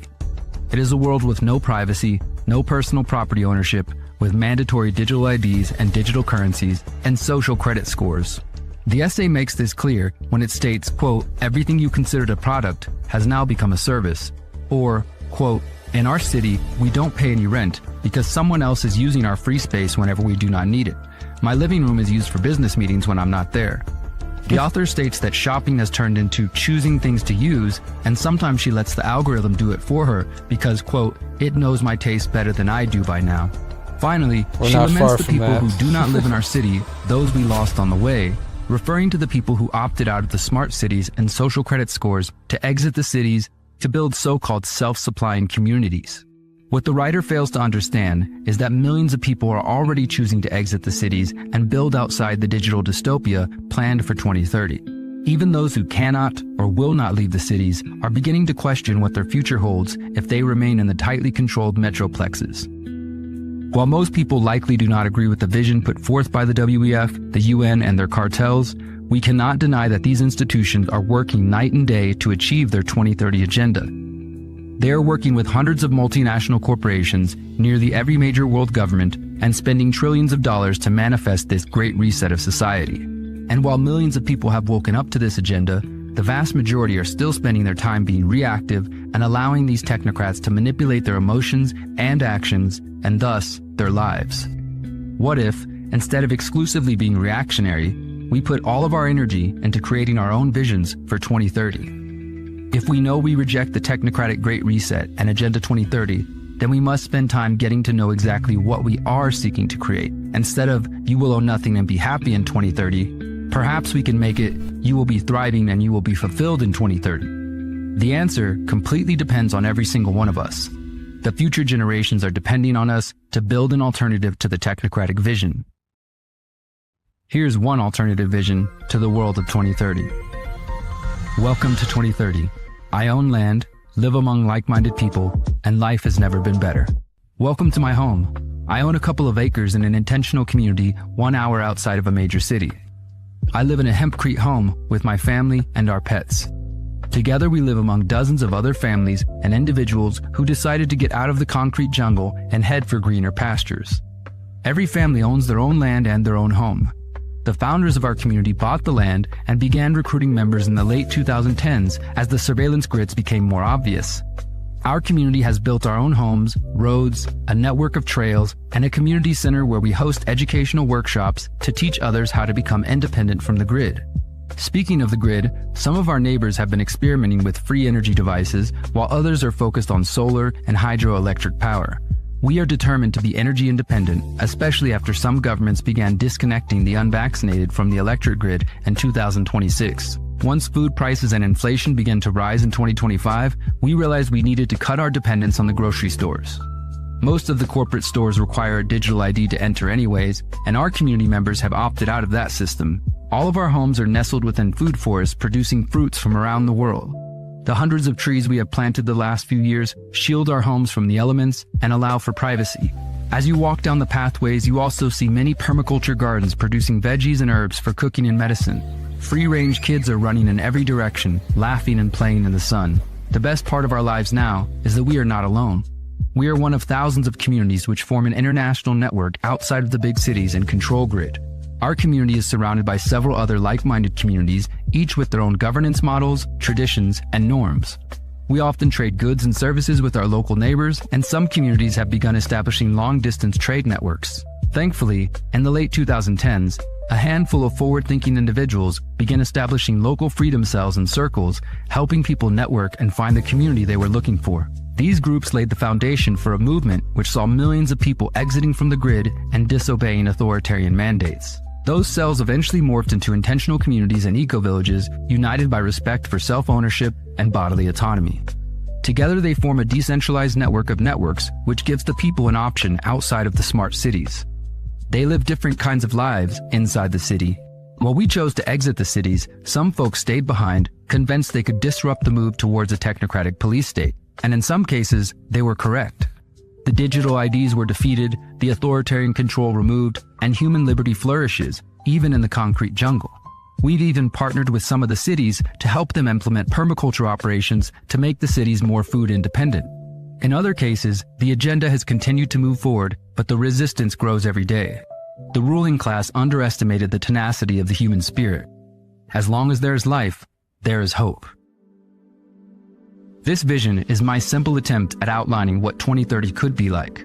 I call it Liberation 2030, and I work every day to help others see the importance of envisioning this future. Maybe your vision is slightly different. Whatever it is, write it down, see it in your mind, and do what you can to bring it to reality. Let's reject Agenda 2030 and the Great Reset, and let's build the People's Reset.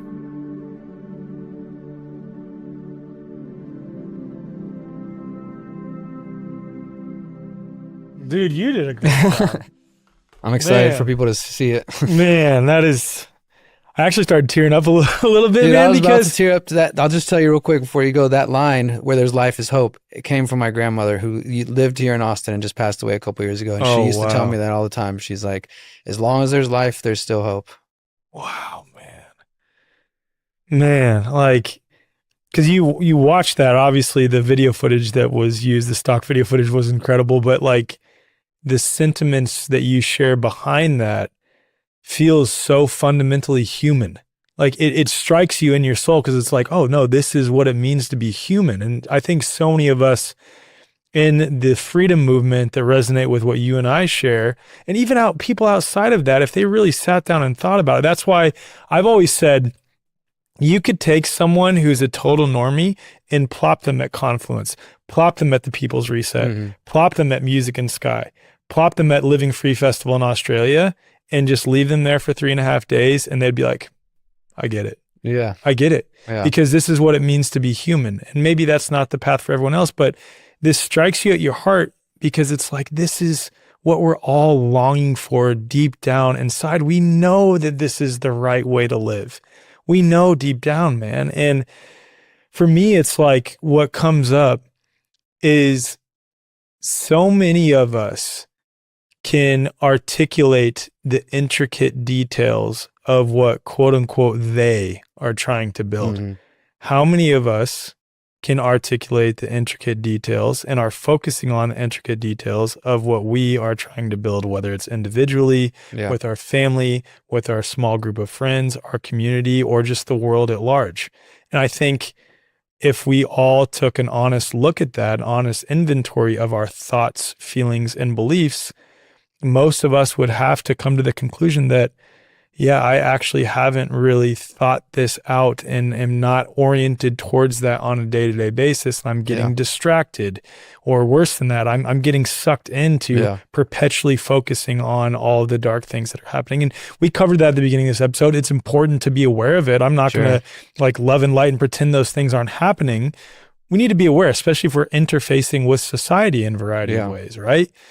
And at the same time, I think it's so much more important for us to be focusing on all the things that you laid out in the second half of this video. Yeah.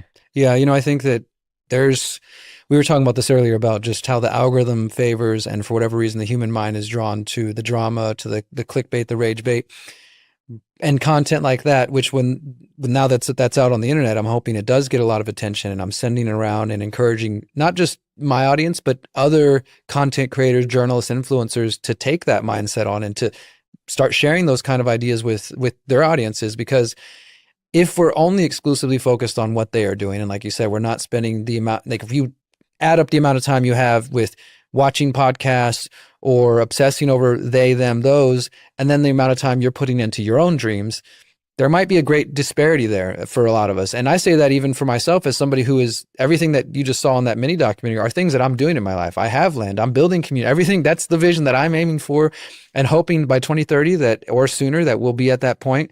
And yet I find myself still sucked into these things as well. And so I made that because it's a reminder to myself of what I'm really aiming for.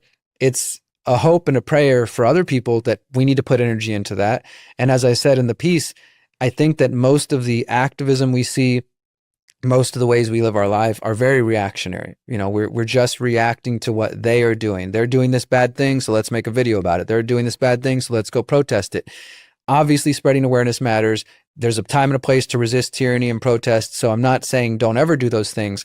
But again, add up the amount of time you put into being reactionary and the amount of time you put into being forward thinking and taking action steps that are going to empower you, your family, and the coming generations after us. Because that's really where my mind is at, not just what we're seeing now, but for the coming generations. And if you do see a disparity, don't beat yourself up about it, but start shifting, start making that shift, And so when you feel that need to go scroll on Instagram or scroll wherever else and get upset about something, maybe spend some time searching about permaculture or learning about, health things, or just whatever it is that's really calling to you at that moment, and try to at least achieve more of a balance. Because if we can at least do that, where we're balancing out the amount of time that we spend paying attention to the world and being upset and frustrated and angry with taking action steps to move us in the direction we want, then I think we will at least be moving in a better direction. And, for me, I've always been solutions focused, but it's become even more and more important over the years to just try to use whatever influence I might have to push people into that direction. Like in my ideal world, which I don't want to say will never happen, but it will be a tough time to get there, the journalism I do won't be necessary. Yes. Because there won't be so much corruption to spend all my day reporting on. And as I'm building our home, which we're going to start building in 2026 on our land in Mexico, building the Conscious Agora Eco Village, and we are building a hempcrete home, as I said there, a lot of my content's going to switch. You know, I'm still going to be doing journalism. I don't think I will ever stop because it is my passion. It's what I love to do. But I am going to be having videos on like how we design our homes, how we're organizing our community. You know, we've spent 5 years developing conflict resolution, decision making, like all this human stuff. And I think that's really, really important work, maybe more important than some of the documentaries and some of the investigations. They each serve a purpose, but so I'm going to do my job to, through my influence and my work and whoever else I can get to listen, to shift further in that direction as well, both in my own personal life, but in what I produce and what I share, because it's like, I don't want to just say that, well, if I want that, then I need to put out more of that content. I need to give people an option for that sort of stuff, even with the caveat of what we both said, that I recognize in the numbers, those things tend to not get the same amount of views as my videos about Jeffrey Epstein or Palantir or this and that. But I hope with time that will shift, that there will be more people who are drawn to those things. Yeah, I think so, man. I really do think so. And I think it's so important that we sort of keep that forward thinking, just like you said, and understand that there's going to be more and more people that eventually come along. We see it happening. And I do think, going back to what you said previously too, about the sort of 5th generation warfare, that they're likely manipulating the numbers on how many people are actually seeing some of the things that we're putting out in the messaging, and then inflating the messages of those who are putting out fear-based messaging and things like this. One of the things I want to ask you though, if you don't mind, because a lot of people ask this question, like, okay, we know that the way society organizes itself is incorrect, is immoral fundamentally, but how do we go about creating conscious community and organizing around voluntarist principles? What does that actually look like in practice? Do you mind sharing just a little bit about what y'all are doing with Conscious Agora? I would love to. This is one of my favorite topics that I don't talk about enough, because it's been a little bit behind the scenes, but this year and really at the coming People's Reset, we're kind of going to be coming a little more public with it. But so our community is called the Conscious Agora Eco Village. I first wrote about this idea when I was still living in Texas in my 3rd book in 2017. The book's called Manifesto of the Free Humans. And it was basically my ideas of how do we take these voluntarist anarchist ideas and make them as practical as possible.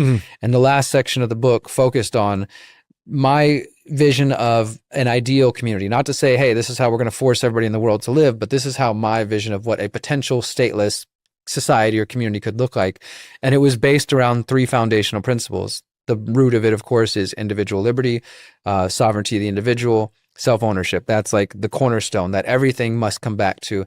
And the reason I put that in there, not only because I'm a voluntarist, but because for anybody who's spent any time visiting or searching online, like for example, IC.org or some of these intentional community websites, you start to notice that a lot of them tend to just by default be left-leaning, progressive, kind of, you know, and I don't necessarily know that that is really what people believe, because people don't always think about these things too deeply, but it at least seems like that's where they default to, right? Because, oh, well, we love nature, we love good food, and obviously we're not these crazy right-wingers, so we must naturally be progressives or whatever. And some of those folks tend to be more collectivist-minded. So the way that they build their communities largely reflects that. And so I wanted to make it just like plant that flag right from the beginning. Yes, we clearly value community. We want to work with other people, but our guiding light is going to be sovereignty of the individual, self-ownership. So that's like the first thing. Then the other cornerstone would be permaculture principles. So implementing permaculture in the way we grow our food, the way we design our buildings. And briefly, for those who are unfamiliar with permaculture, you know, it's a design philosophy. It's not just about growing food. My permaculture teachers also taught us about what they call social permaculture, about the way we relate to each other too. So it's really a huge topic, but it helps you rethink the way we relate to the planet, the way we relate to the animals, the way we relate to our design systems, and how to build those and design them in a way that our modern world completely doesn't understand and rejects, which would be things like, hey, building your buildings on a western facing slope so you can catch sun, you know, little things like that then allow you to not necessarily need AC all the time, or working with the elements, right? So that's another thing, is when we design our buildings, when we work with animals, when we build our homes, grow our food systems, we're going to use permaculture principles. And then the third cornerstone is just what I at the time kind of broadly called mindfulness. And that was just like, not sort of saying, oh, everybody in the community must meditate 10 hours a week or something like that, but that I was looking for and wanting to work with other people who have emotional intelligence, emotional maturity, and who aren't static, whatever their age, background, but want to keep growing as people and have some interest in the spiritual world, whether religious or otherwise. And so that was kind of the foundational principles that I wrote about in the book. And then fast forward to 2020, and I decided to move to Mexico. And myself and my partner, we started just looking for land. Once we realized we wanted to move to Mexico, we started looking for land. In October 2020, we started hosting these online calls. I kind of put it out to my audience, like, I'm moving to Mexico. I'm going to build a community. If you're interested, email me. And we got 500 responses from around the world. We put together a questionnaire, a basic questionnaire of like, what are your vision of community? What's your timeline? What skills do you have to offer? What's your financial situation? All this stuff. We sent back that questionnaire to all those 500 people. We got about 200 responses, and then we narrowed it down to 50 people.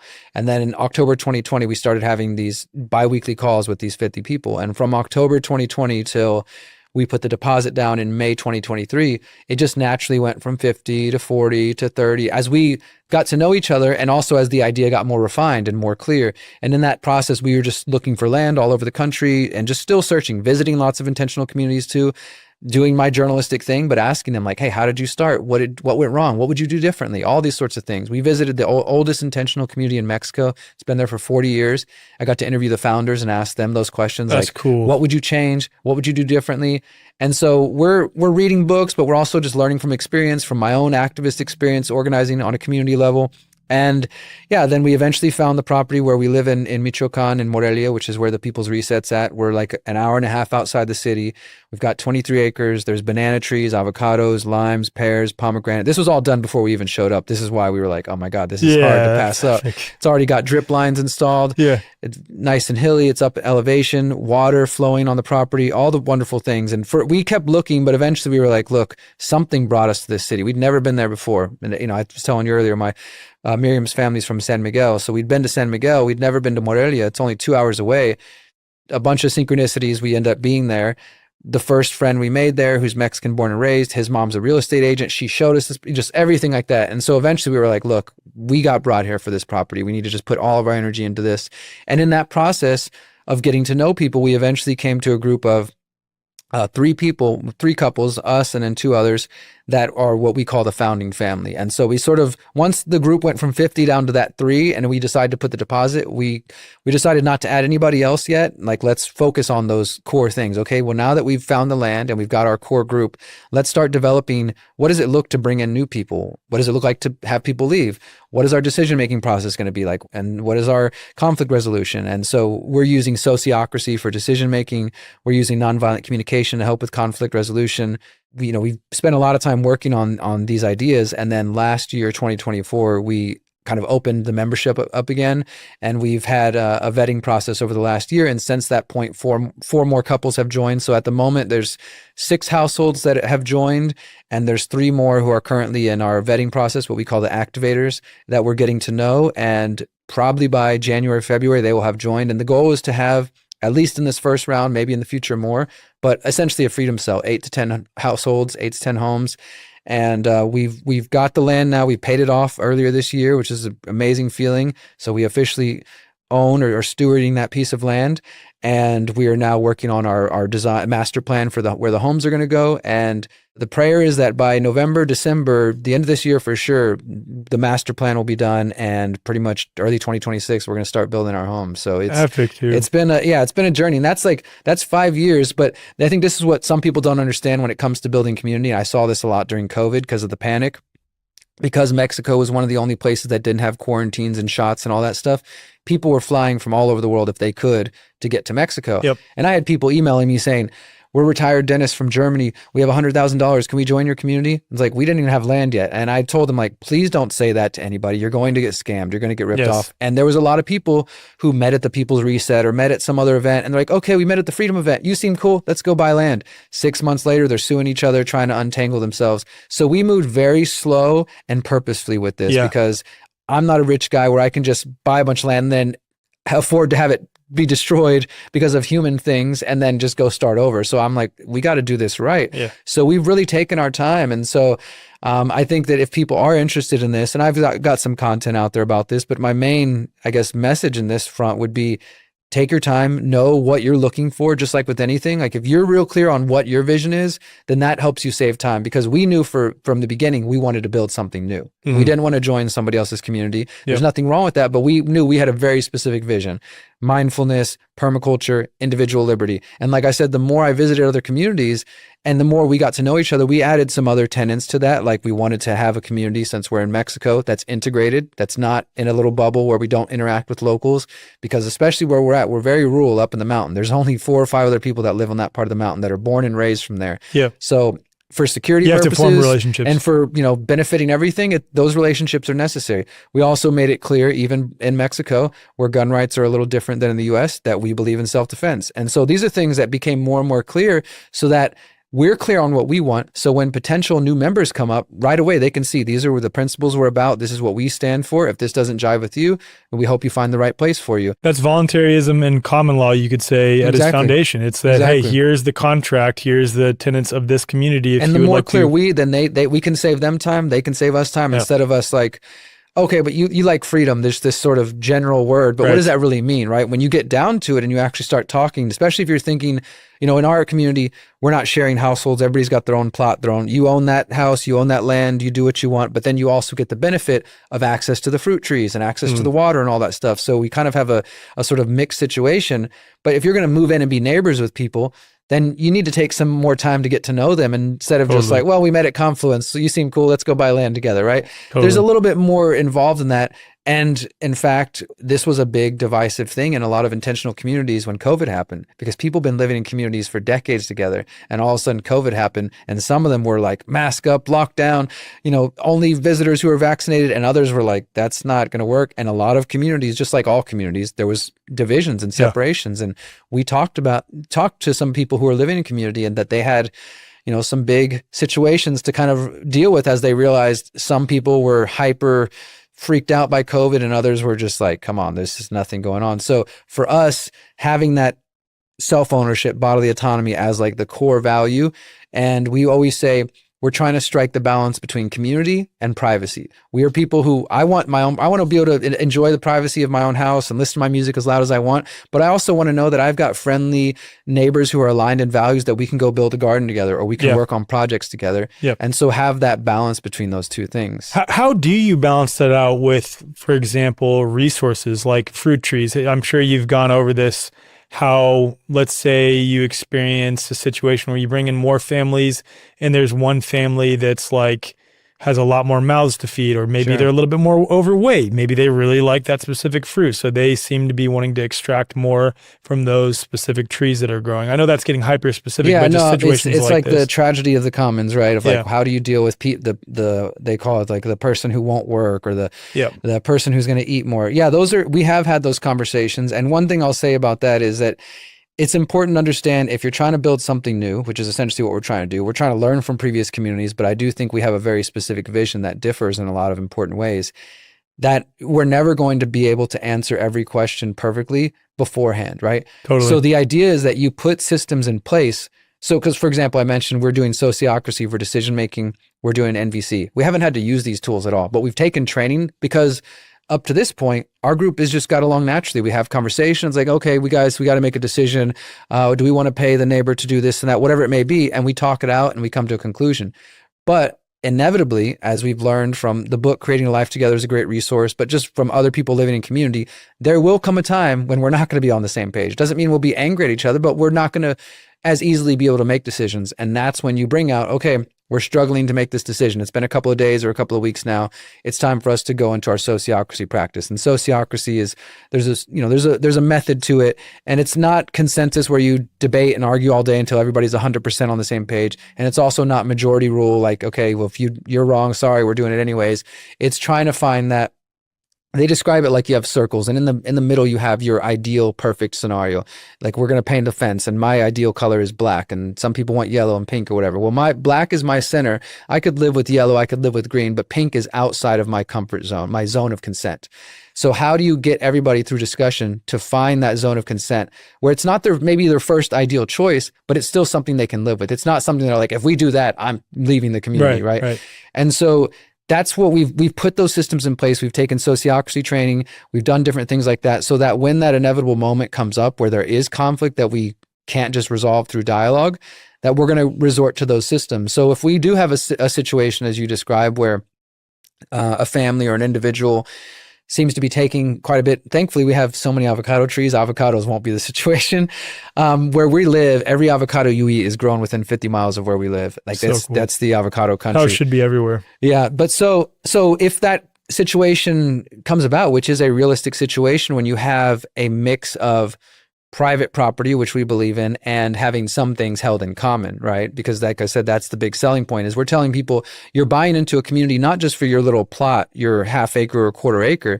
That's beautiful and you're going to be a nice location, but the benefit you get is all the access that we're all going to share to the water, to these things.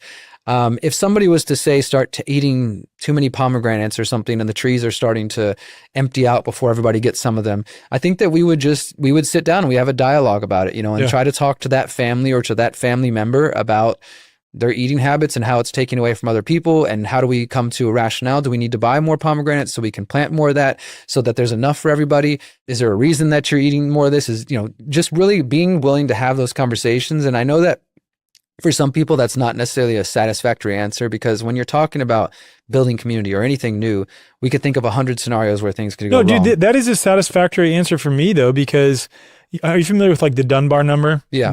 I think that the way that we're currently organized in society, where we're in contact or under the quote unquote governance of something that is, it has tiers, it has different hierarchy and different layers. Obviously you have like your city, then you have your county, then you have your state, so on and so on.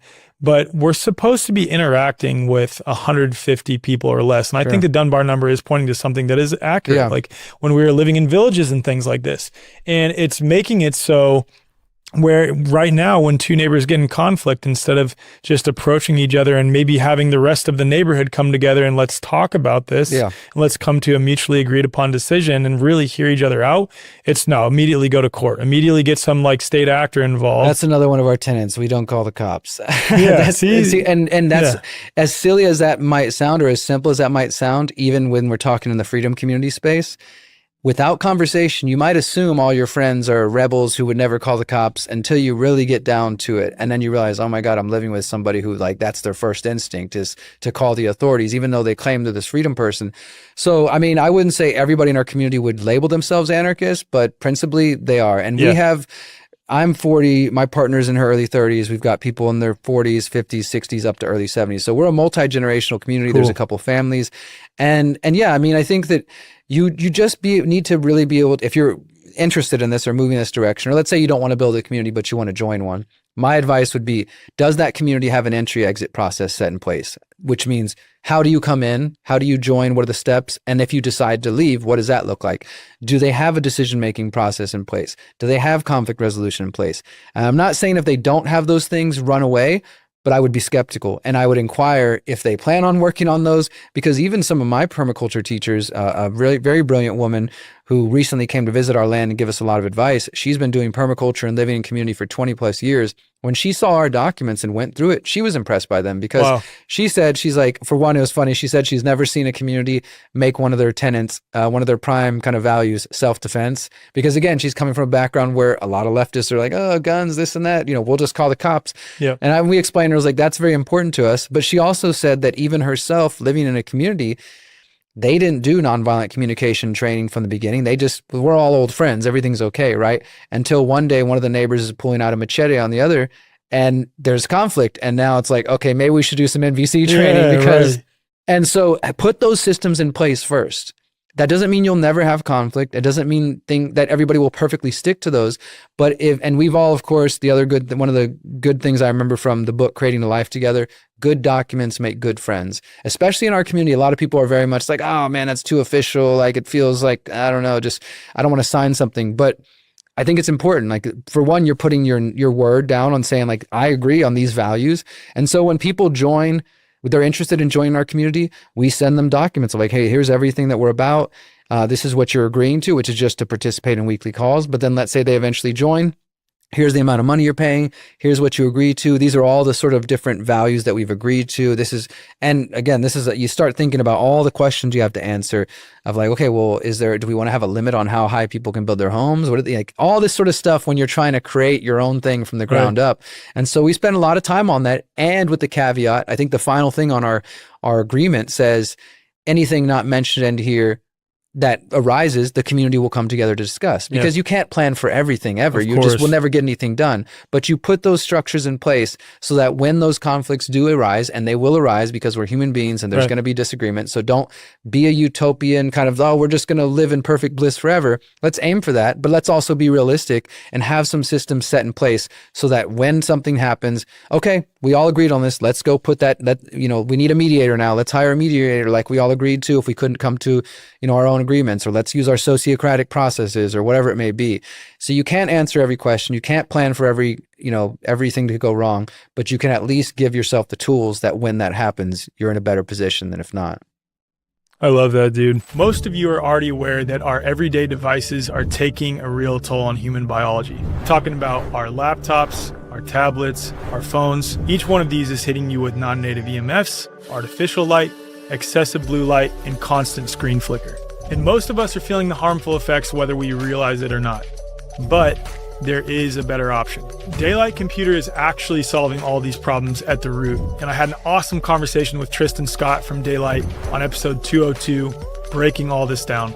Here's a brief clip from the episode. We have a reflective display technology, similar to a Kindle, which was really the inspiration behind the product overall. It's really intended to be a magic piece of paper. And the reflective technology works just like everything else in nature. What are some differences between this and a Kindle? Kindle was the inspiration, but it was limited. It's great for reading, for turn paging, but if you try and do anything else, it's too slow. We wanted to bring a display technology that feels like digital paper, but can do more. It can do email. It can go on the internet. It can go on social media. We created a Kindle on steroids, which now means it's a healthier iPad. All right, so if you'd like to check out Daylight for yourself, just head to daylightcomputer.com or just head to the show notes and enter code TWF50 at checkout for $50 off your order. And if you're a member of the wayforward.com, just head to the member marketplace and you'll find an even greater member-exclusive discount waiting for you there.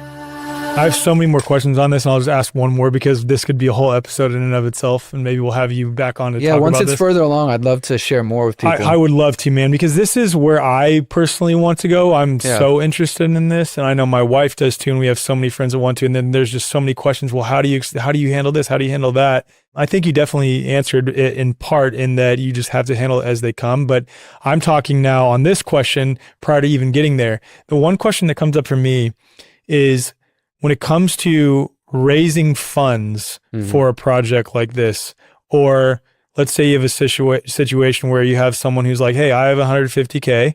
I don't want to do any of the work associated with this. I'll just put the money down towards it. But you have someone else who comes in and is like, dude, I don't have any money to give, but I really, really, really want to be in part of this, and I'll work my butt off. How do you choose who owns what? How do you come together on like who gets what portion, what their roles are, and things like this? Yeah, this is something we have navigated a little bit. So when I mentioned in the beginning, we put out this basic questionnaire. This is my first time ever trying to build a community. So we had some idea, but as you expect, as time goes on, we start to like realize, okay, maybe we need to think about this area more. Yeah. So in the beginning, we didn't have any financial requirement of like, you must have X amount of dollars. We did ask people like, hey, what are all your resources? Financial, skills, just whatever, so as we can get to know people. And so in the beginning, there were some people who are maybe got hundreds of thousands of dollars and others, 20,000 or whatever. And there was a few who were like, I got a couple thousand, but I can build anything. I've got, they had all kinds of experience and great skills, which would be valuable for a community like ours. So when we first made that initial selection of 50 people, we didn't base it on age or finances. Did they get the principles and the values? That was what's most important. I think still remains most important. And over time, as that group got narrowed down to 4 or 5 people, and this is just in the last year, one of the gentlemen who was involved from the very beginning, who's still a friend. Everybody who's kind of gone on their own way, I want to make this clear too. We're still cool with all these people. There's no bad blood. It's like ultimately we want people to find the community that works for them. I'd imagine some of them trickled out too, and they're like, oh no, this is serious. Like I have to make this decision. It's a little more serious than they're ready, or it's also COVID. So people were in a panic and they're like, okay, never mind. I think I'm okay to stay in Canada or do whatever. But with this particular gentleman, he was with us from the very beginning, and he's a very talented, skilled dude and still a friend. But he's just not strong in the financial department. And we knew that from the beginning. He said, maybe I'll have 5K or something. And so we started to have this conversation like, okay, well, look, he's going to have a minimum financial investment, but he's going to be coming hard with the skills and building when we get to that point. And that's something that I think can work. But as time went on, and as we are then making down payments on and we're actually getting, like, it's getting real now. Now we're actually getting the property. Well, okay, this guy gave 20,000 so far. I've put in 15. And starting to realize, like, it's been 5 years, bro. You haven't put anything in yet. And that number you're saying you would be able to put in, 5K, hasn't gone up at all either. You're not, it's not like, oh, I'm in a better position now. I've been saving money. I can put in 10 or whatever. It was just like, I still haven't. And so we had this dialogue where we don't want to base it just on money, because we are trying to create a new paradigm, but we're also still existing in the certain reality where that's part of the process, right? So it started to get a little complicated. He was saying, well, look, maybe I don't put in, I put in the minimal amount, but then I can do all the work on the land. And it brought up questions, especially being in a place like Mexico where there's a big difference between the dollar and the peso. Would we hire him, who's going to be expecting American prices, to do labor, where we could hire our neighbor who would take Mexican prices, and we're still going to pay him well, but he probably needs the money more than our friend from the US. And just different kind of questions like that. And ultimately, he decided to go his own way. And because it became a little complicated, like, how are we going to track the difference in, like, your contribution versus, like, and is it going to cause feelings in other people of, like, well, he only put in 5K and he's not really doing it. So we had to navigate all these tough conversations. And honestly, we didn't get to a perfect point other than telling him, like, look, we're not only valuing based on your money, but we do need something from you to, like, and he wasn't able to do that. So we're like, I just think it's not going to work out. And we would have been happy even with the 5K if that's what it was. And then he's contributing in other ways. Because as you know, there's more ways than just money to contribute to give skills, and that are valuable and important. And I think we will in this coming year as we start to open up to, like, volunteers, because I get a lot of emails to people like, hey, I'm visiting Mexico. Can I come see your land? And besides the fact that we're very private about where it's actually at, I'd love to take you to see it if there's time when you come to Mexico. Yeah, dude. But, people are interested in volunteering. And again, people who are like, I can build anything. I've got hempcrete experience, cob, whatever. We're definitely going to open up to that way, to having people. We want to have, like, some guest housing so people who can come. The other big thing I hadn't mentioned is, besides our homes and us living there, we're also building what we call the Holistic Education Center. And that's going to be a place, like, I consider it kind of like a People's Reset Freedom Cells boot camp, like, but not just for retreats. Yes, for retreats, that's one, that's going to be one potential income source for our community. But I want to kind of take it more seriously of, like, I want the people who can come, who are going to take these ideas and skills, and they're going to go back home and actually implement them. So cool. Not just somebody who can afford a $5,000 retreat and they're just going to have fun and chill. And that's part of it. We need to relax in nature and enjoy the beauty. But I'm also very much like, we've got ideas to share and skills, whether that's how to build a home with cob or hempcrete, or how to build a freedom cell, or how to take care of your health. We want it to be that kind of, where we can hold that space for that. And so it's going to be an educational spot as well as, like, our own village that we live at. And so, we're navigating that road of, how do people contribute in non-financial ways? We want to be able to take volunteers and be able to temporarily house them, give them the skills, give them that experience. But I think each community is going to approach it differently. And so, in terms of trying to answer all these questions, I would just encourage people, visit other communities, ask questions about them, how they've done it, what's worked for them, what hasn't worked, because there's differences in environment, location, personal needs, your values and your principles, and what works for one community isn't going to work for another necessarily, right? But we take pieces of, like, okay, we like the way they're doing this. We're going to leave the rest of that out of there. And then we bring that into what we're doing. And the big picture vision that I originally wrote about in 2017 was that the Conscious Agora was going to be a network of communities that would be beautiful and diverse in all their own ways. Like, we're not a vegan community. I'm vegan. We have half vegans, some non-vegans. And we even had to have a lot of discussions about that. How do we deal with animals and all this sort of stuff? But the idea would be communities that are united by those three basic principles: permaculture, individual liberty, and mindfulness. Beyond that, they can be diverse and different. But just imagine that, being able to know that there's this network of communities that value that. So if there's another COVID or something else, these are the places, they're not going to fall for collectivism or and giving up on these values, and that also are aiming to continue to grow. Because it's one thing just to get land and homestead, and that doesn't tell you a lot about a person's spirit. That's okay, great, you're growing your food, that's a piece of the puzzle, but what about your spiritual growth? That's equally important. So that's the big vision I have, is once we get this one done, I'm going to try to see where else we can go, or who else we might inspire. And maybe it's other communities that decide, hey, you know what, we're aligned with those values too. And I could envision in the future a listing of communities that are united by these principles. Dope, man. It's so cool. Yeah. So cool, man. Again, going back to that video, it's like, that just feels We're trying to bring that to life. That's basically what it comes down to. So cool. It's amazing. You want to talk about the People's Reset a little bit? Yeah, man. Well, so I mean, as the video kind of talked about a little bit there, in 2020, when the whole Great Reset thing's announced, summer 2020, John Bush and I are talking, and we're just watching all the online chatter. I mean, I'm sure you remember how much fear and panic and like, you know, it was palpable. It was everywhere. Yep. People were just like, holy shit, what is going on? We knew vaccines were coming at some point. Lockdown, yep. We're seeing all this authoritarian stuff. And John and I were just kind of brainstorming, spitballing of like, what can we do to actually give people tangible hope? Not bullshit hope, not fake political stuff. Because again, there was an election going on around that time. And I had been a part of an online event called Event 202. You might have heard of it. Huh. It was I can't remember who organized it, but it was a good little 5-day thing. It was basically trying to recreate Event 201. Yeah. It was the same kind of idea of like, okay, well, they met together to have their tabletop exercise of simulating this.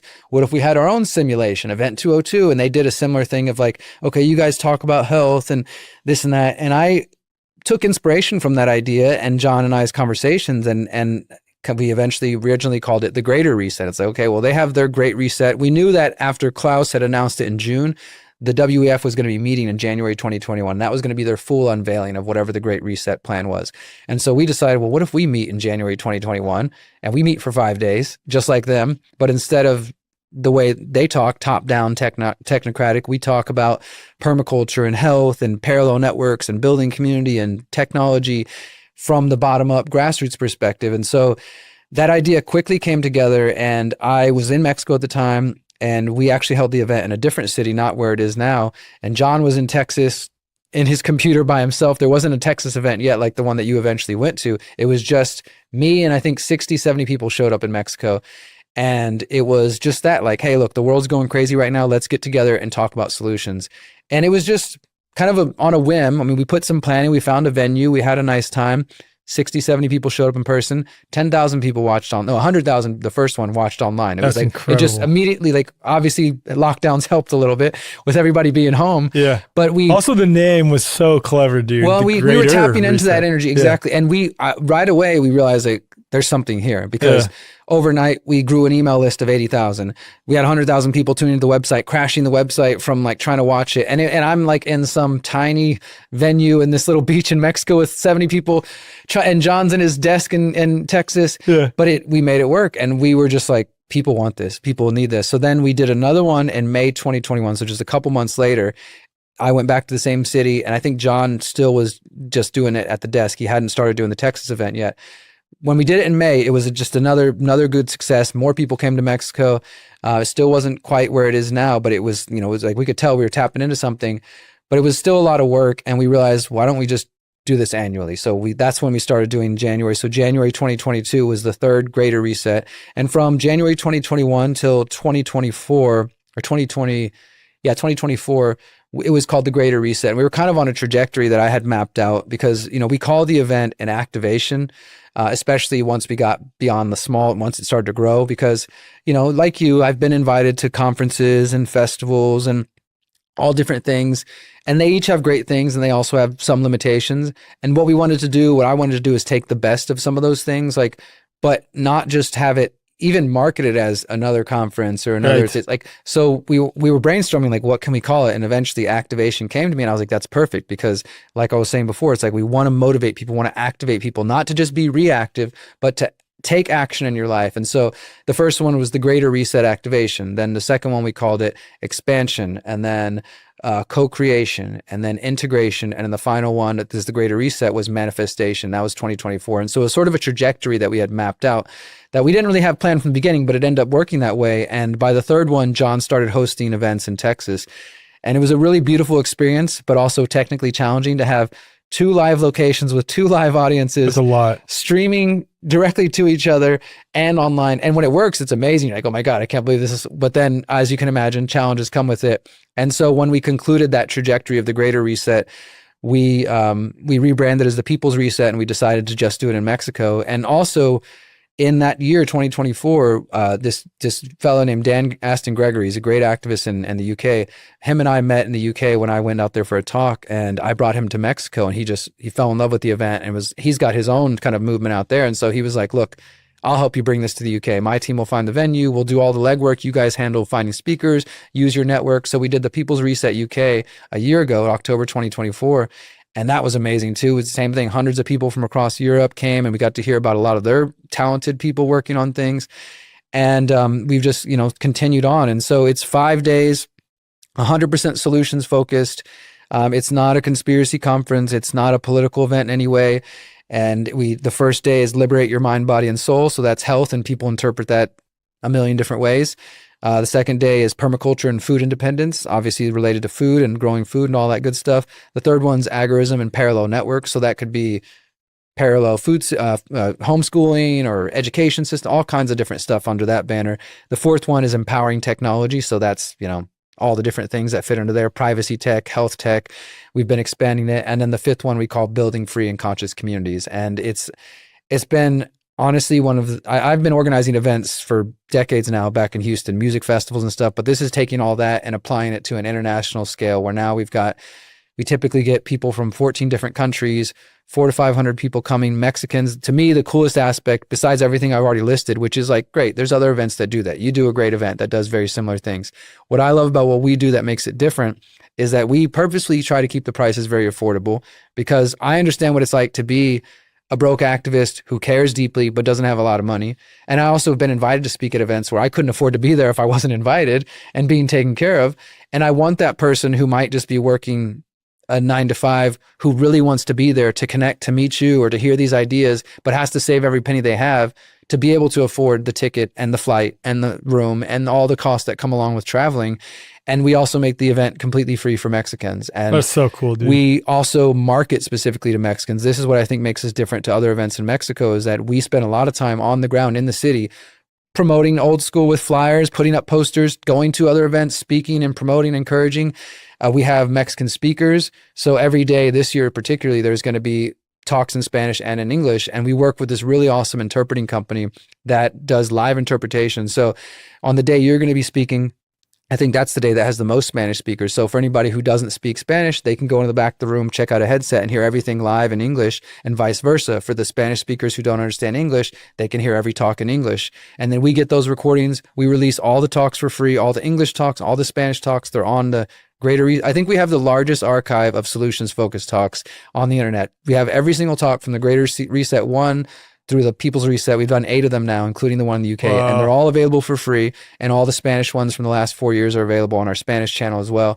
And so we're very much trying to build an integrated movement because, as I'm sure you know, I mean, I think we might have talked about this a little last time, like most of the freedom movement in the world seems to be in the English-speaking world, whether we're talking about the US, Canada, Western Europe, Australia. But the reality is there are a lot of other awake people in other languages. Obviously, if you don't know those languages, we're not connecting to them. We're not seeing them. We're not knowing them.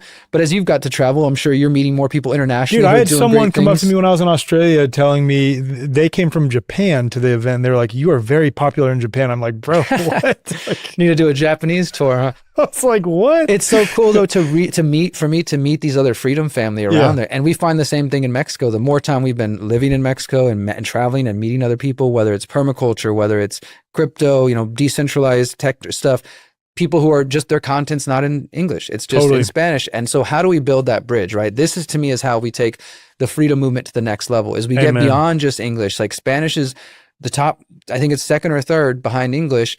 All of Latin America, of course, Spain, lots of the US, lots of Canada, so getting content, like not only their content into English, but vice versa, getting your stuff translated into Spanish. Think about that, man. Think about the first documentary you watched that really just set you off on a new path. And think about the fact that a lot of that content has never been translated to Spanish. And the power that it could have for the first time being translated to a new language, if it was to go just as viral, but in a completely different language. Oh my gosh. So we've been building this like integrated movement. We make the event free for Mexicans. We do the live translation so that they're encouraged to come. We're having Spanish speakers every day. And this year we're putting even more effort into the music side of things. So we've got some really well-known international touring artists, Dub FX and Natalie Rise, who are also on the same level as we are. In fact, I've been listening to Dub FX for over a decade. And when I got to bring him to the UK event, he immediately fell in love with our community because he's singing about this stuff and in his music, but he goes to all kinds of big festivals, and some of the crowd might get it. Some of them are just there to dance. But when he met our community, he's like, oh my God, this is the people you're the people I've been making the music for. So now he came to Mexico. He's coming again this year. And we also are bringing Mexican artists as well. So it's a very beautiful mix of cultures and people and all the things that you would expect from something like this. You got the main stage talks, you got workshops, you got concerts and ceremonies and all kinds of fun stuff. And there's more and more family and kids activities. We're working with a good friend who's in the world schooling community. So we're bringing more of that too, and trying to just make it as holistic as possible. And I'm sure like you feel with Confluence, it's a labor of love. People don't realize that a lot of events aren't really huge money-making ventures. Dude, not at but all. When you step back and you see the connections being made and you see and you hear, I just this January at our last event, this woman came up to me, said she's from New York, concrete jungle, always feeling alone. And she's in tears of just how welcome she felt and how she finally feels, just like that. And I tell them, that's why. This is why I'm doing it. That's why, when man. me and Miriam are like at the house, like stressed out, like, oh my God, we got a million things to do. It's all worth it once it comes together, and thankfully we have been able to move the event to the point where we're able to pay ourselves a little bit for our time. We're still not, making a huge profit or anything, but it's enough to continue to do it. And my vision is to at least take this to 2030, because again, like our event is very much an activation. I even tell our own audience, like, look, if you're coming here every year, but you're not changing your life, you're not really getting why we're here. Amen. I want you to come back. I want you to attend one year and learn all this stuff and then apply to be a speaker next year and come on the stage and tell us how you changed your life and did all this amazing stuff. Like that's the idea, is that people are coming, they're having a great time, but then they're going home just feeling lit up and just ready to go implement the ideas. Like that's the vision of the People's Reset for sure. Amen, man. Amen. And that's what makes it different than that's one of many things that makes it different than a typical conference, right? Or like a retreat. You go and you experience and you're like, oh, I love this. And you just go back to your normal day to day. It's like going into a space that is fundamentally paradigm shifting for you, that activates you to engage differently in your life when you get home. That's how you know the event is incredibly impactful. Yeah, and it's been a reward, man. And I definitely will say, I know there's a lot of people excited to have you out, because like I mentioned earlier, you got to go to the Texas event when John was hosting that. And I'm glad John was doing that, because I know for some people, Mexico, because of propaganda or other reasons, they're still not ready to come. Yep.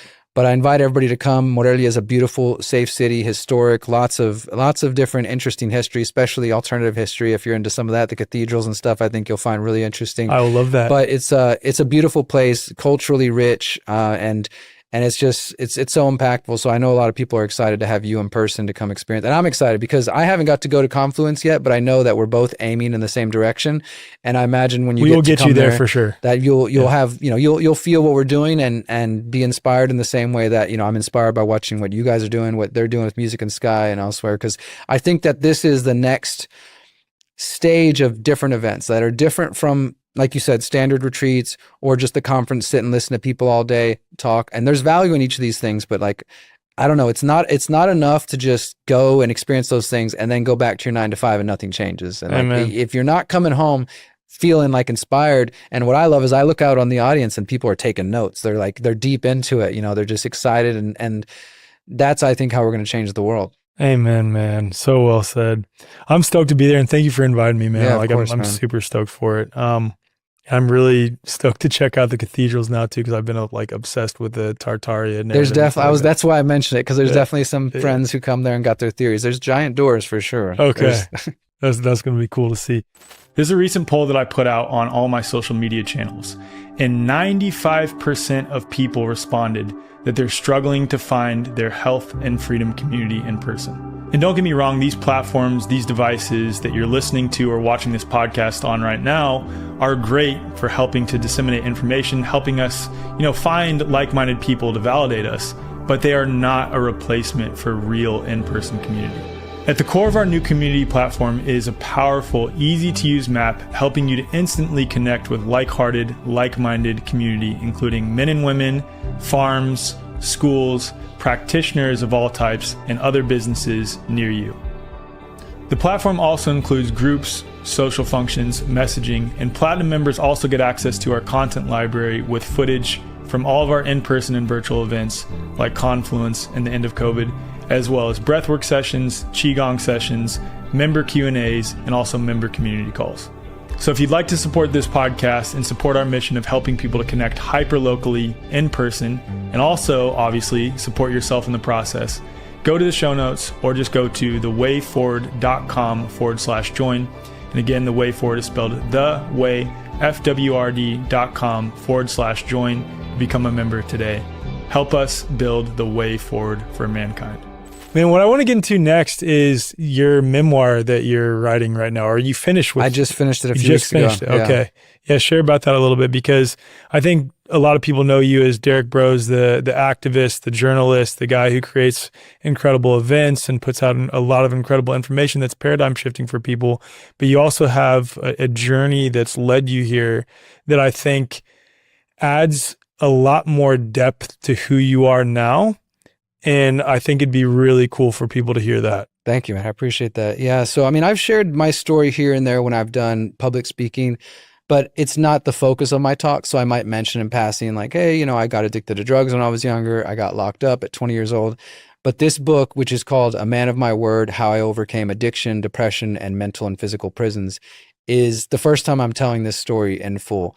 And actually, November 16th, 2025 is 20 years to the day that I got arrested at 20 years old. And I basically got addicted to drugs right after high school. I went into community college and started doing all that, just instantly started drinking and burying all my problems in booze and drugs. And at first it was just fun partying with friends, you know, taking some ecstasy, doing some pills here and there. But very quickly I got pulled into coke and then eventually crystal meth. And within a few months I was homeless I was pulled into this whole criminal underworld, and then ended up living in a crack and meth house and was able to get myself sober, but I was still kind of in that world, and I ended up getting arrested while I was dealing drugs. And that was really like the first awakening. That this is before I was ever really paying attention to politics. I mean, after high school, I was in a band. I was anti-Bush. I voted one time in my life, and I voted for Kerry because, well, he's the opposite of Bush, right? But beyond that, I wasn't really political or awake in any other kind of ways. But this was my first real awakening. It was getting locked up. It was finding myself in prison, turning 21, after being angry my entire life for my father being in and out of prison my whole life for his drug addiction. And that was a real kick in the nuts. It was like, okay, I've been pissed off with this dude my whole life, and here I am doing the same thing, you know? And my family, the Broze side of my family and my mom's family, the Sanchez family, there's intergenerational drug and alcohol trauma, you know? Some of it I think goes back to the native heritage and drugs and alcohol. Some of it is just, you know, life was harder in the past. And my grandparents, my granny and my grandpa, they had my father when they were 14, 15 years old without a lot of family support. And my dad started selling drugs for his dad at the age of 10 and 12 years old. And, you know, there's just a cycle, this cyclical stuff. I've heard stories about my great-grandfather hung himself in prison, you know, just a lot of this trauma that was there before I ever came along, you know? And so when I'm born, my earliest memories are going to visit my dad in prison. And I remember little things like we'd get there to the prison, giant walls, razor wire, all this stuff. And one of the guards is telling my mom or my aunt her shorts are too short, so we got to go back to the car and change. And I'm a little kid. I'm 5, 6, 7 years old, trying to understand like what the hell's going on, trying to navigate this. And, you know, not to fault anybody, but the adults definitely didn't do much trying to communicate this to us kids. It was just kind of taking us along for the journey. And I go see my dad, and why does he have a black eye? Why do I only get to see him for an hour? And we're crawling all over him, hanging on him, and then it visits up and we're crying our eyes out, and promises of being there for birthdays and Christmas. And his drug addiction was very strong. And you know, he would come in and out, he'd come home, maybe buy us some gifts. And then a week later, mom would be like, Dad's got sent back to prison already. And, you know, it was just constant, like breaking us over and over.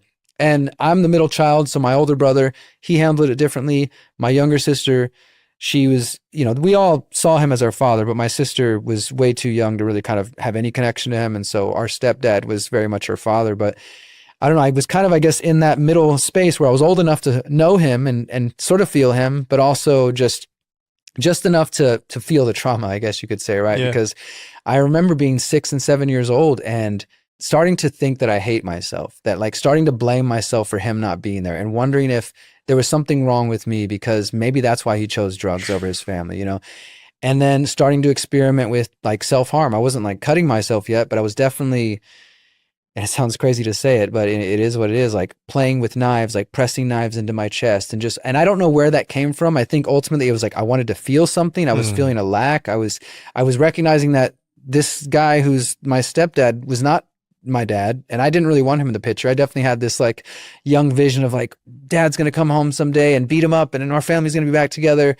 And now as an adult, I'm very grateful for my stepdad. We're him and my mom are no longer together, but without him, I don't know what my 21-year-old mother with three kids would have done, because she didn't have family support on her side. She ran away from an abusive home as well. So like I say, this intergenerational trauma was very present by the time we were born. And my sadness as a young boy turned to anger by the time I turned 14. I have very vivid memories they tend to happen in chapters of 7 years old. I have this clear memory of sitting in the driveway. I'm in my blue and yellow baseball uniform, and mom's coming in and out of the garage. Like, we got to go soon. I'm like, just wait a couple more minutes. And he was supposed to be showing up. He got out recently. He didn't show up. We had to go. That memory is burned in my mind, Man. Then at 14, after spending that young part of my life very depressed, a very sad, depressed little kid. Also, I could see very quickly how I was starting to look for love with women or young girls at the time. I was a young kid and seeking that validation in those relationships. And then by the time I turned 14, my dad was released, and he was supposed to be coming to Grandma and Grandpa's for Christmas, where we go every year for Christmas Eve. And this is his parents. And it was a big deal because my grandfather had pretty much swore him off, because apparently back in the day, my dad stole an engagement ring and they had never healed. But this time he said, all right, he can come home. We'll all be here together. And so it was a big deal in the family. And I remember showing up at Grandma's. We knocked on the door, and as soon as the door opened, I just knew something didn't feel right. For one, I didn't see him there. And so I'm kind of walking in the house, looking around, not seeing him. I remember going to the bathroom, and I overhear my grandma telling my mom, they already caught him. He's already locked back up. I mean, this guy had such a knack for getting locked up. And part of it, I think he became institutionalized because he spent so much of his life from 17 till his death eventually in and out of these institutions. And when I heard that, I remember going to the bathroom, slamming the door, just crying my eyes out. And then it was at that moment, like clear as day, 14 years old, I said, fuck this. I'm never going to let anybody hurt me again. And I fucking put that shell over me as strong as I could. And that's when I started getting in fights at school. That's when I started getting arrested, started throwing chairs at teachers, all the things. I never got into drugs. I mean, I smoked weed here and there, but that all came later. It was just this rage that was Anger. in me. Exactly. And that I thought that was keeping me safe and keeping me strong. And I was like, I don't want to have anything to do with him. I swore him off. So I graduated high school. I graduated early, going to college. And like I said, I started drinking, started using drugs. And I wasn't necessarily conscious at the time thinking, oh, I'm doing this to, deal with this deeper trauma I have. That would come with later reflection. But it's clear that that's what I was doing, that it was like, oh my God, taking X makes me feel happy in a way I've never felt. This must be what I've been looking for the whole time, right? And as I said, it didn't take long before that transferred into doing coke all the time, and crystal just grabbed me and just destroyed my life and my health. And I'm already a pretty thin guy, but I was 105 when I got arrested. Oh my gosh, man! I was 6 foot 105, and not looking good and not in a good place. And so that's what I say. 7 years old, remember that memory of the baseball uniform, waiting for him to come home. 14. Turning to the dark side, so to speak. And then I got arrested a week before I turned 21. And I remember turning 21 there, and then just realizing that I had to figure this out, because I basically got sentenced to a felony. I had 2-year felony sentence, and they told me I would get out on probation. They gave me a year instead, plus probation. It was a whole nother story. It's in the book.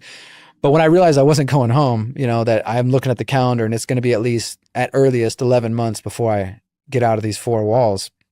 That's a powerful experience. And I think it's one that as weird as it might sound, I think it's a useful one for some of us, because this, what we call when you're inside the free world out here, it allows for distractions, especially in the age we're in now. This is, pre-social media. So there's plenty of distractions, but now it's even more easy to distract yourself. Yeah. But sometimes you need to be stuck in a place. You need to feel powerless. And in that place where I was in these 4 walls, surrounded by all these other criminals to varying degrees and other people who were just locked up for bullshit reasons. And I'm realizing I'm not leaving this place. I can get on the phone and call my girlfriend. I can call my lawyer. I can cry to my mom. There's not a damn thing anybody can do. Like, I'm stuck here until they call my name. and I can walk out here, I'm stuck. Yeah. So my body is physically in here. And in that place of feeling powerless is where I started to really find my real power, because thankfully my grandmother that I mentioned, who's since passed away, she has always been a huge spiritual influence to me. When I would come visit her in Austin, she would always she opened me up to so many different things that a lot of people might call new age, but at least kind of opened my mind in a lot of ways. Yeah. And so she started sending me books on, she considered herself kind of like a Christian mystic. So she was into a lot of different things, Steiner, other things. So she was sending me, one of the books she sent me was by Father Thomas Keating, who's a Christian. I don't think he's around anymore, but he focused on what he called centering prayer, which was kind of like a form of Christian meditation. So she sent me books on that. She also knew that I had an interest, or a developing interest at the time, in meditation. So she started sending me books on like Zen Buddhism, and that was like my first experience of like, okay, I'm here.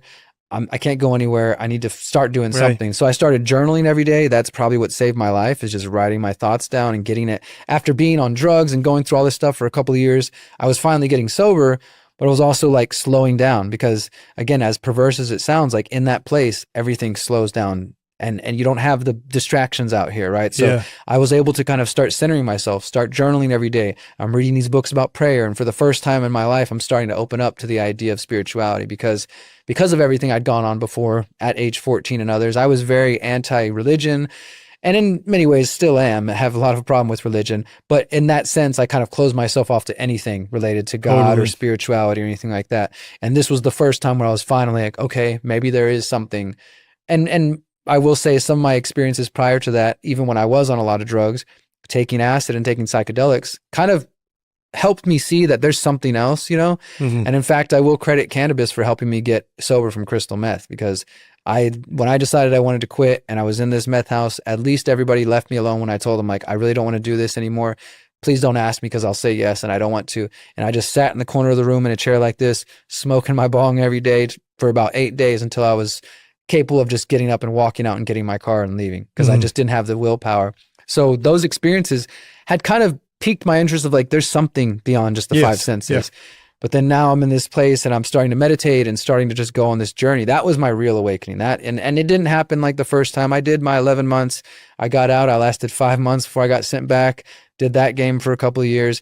By the time October 2008 came about the month before Obama got elected, I was being released for the final time. When it was all said and done, I did 19 months in Texas institutions, and I'm a felon according to them.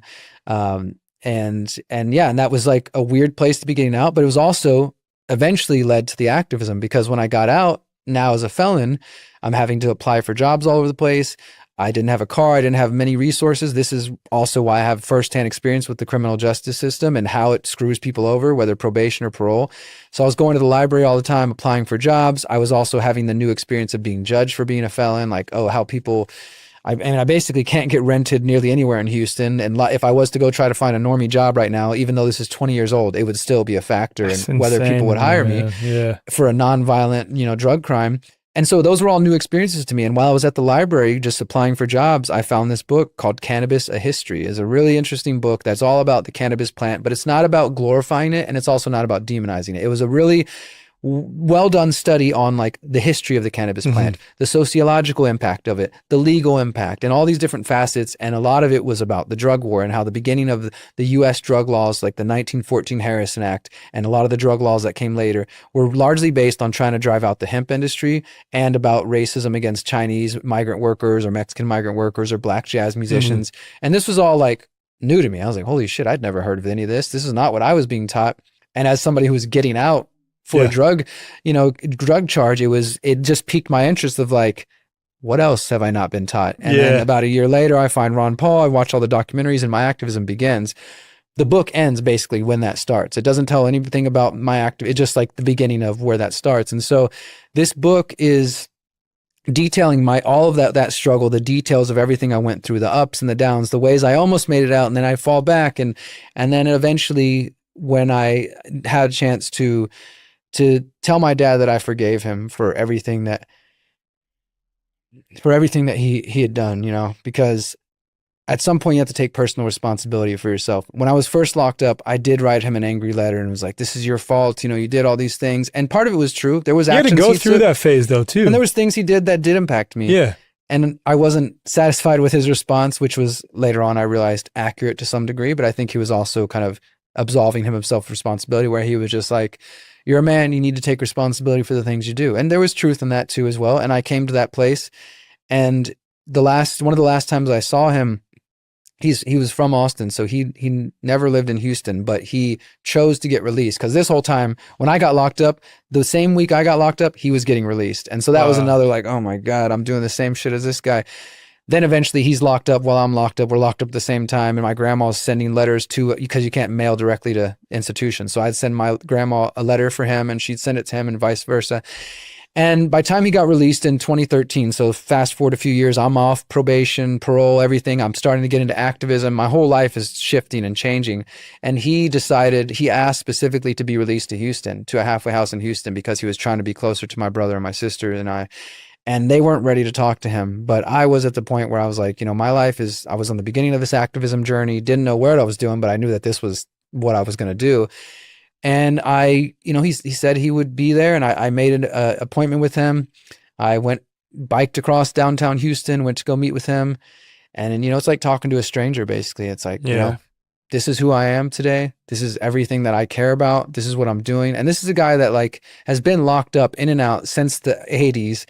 Didn't really understand even the internet, much less computers. Like, so some of the things I'm saying are going beyond his understanding, but he still was just like, I can tell you're passionate about this. I appreciate, what you're doing.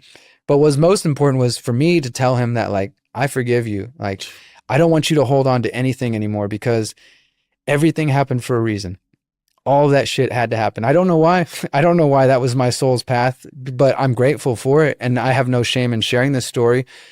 But I needed him to know that more than anything. I wanted him to know, like, I know you, because he had his own trauma from his dad and things he was carrying. And then, of course, the compounding trauma of not being there for his children, and then his grandchildren after that. And so I just needed him to know that everything happened for a reason, and I forgive you. And I don't want you to have any guilt for whatever happened from me, at least from me. You need to talk to my brother and sister separately, but from me, let that go. I'm okay. My life is going good now. And because of you, I'm in this place now where I can share this story. And he ended up staying. That was the longest he'd been free for my entire life. And unfortunately, in July 2018, he died of a drug overdose in a hotel in Houston. And he stayed sober for a good long time, but he kind of went back to some of his old habits. And ultimately, people have to make their own choices. I had to make my choice to do this. There's nothing anybody else could have said to me, and plenty of people tried to help me. And unfortunately, I've had 5 to 10 other friends who've died from drug overdoses, family members and friends. And I've been on both sides of that equation. And I know that ultimately a person has to make that choice. Yeah. You can give them all the money in the world, all the hugs, all the crying, all the whatever.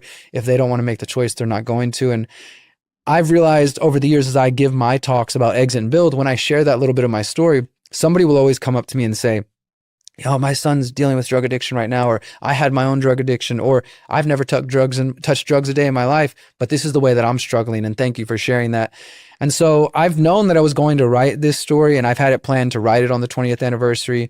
And as I actually went in and started writing it, and it turned into 30 chapters of just describing my arrest and reflection on this, and also reflecting on the criminal justice system and how some of my first experiences with racism were in there, and my own questions about my own, ethnicity and where I fit in, and all. Just there's so much connected to this. And another big piece was like the mental health aspect, that there were times when I was younger, because of the ways I was acting, because of the example I'd been shown by my dad, which is people lie and it's just normal. People will say whatever they want and then do the exact opposite. So you should do the same. So for a long time, I adopted that strategy, and maybe not in a conscious way, but I just figured I can do whatever I want. I was a cheater. I was a liar, and probably nearly every relationship I've ever had up until my early 30s, until the current one I'm in right now.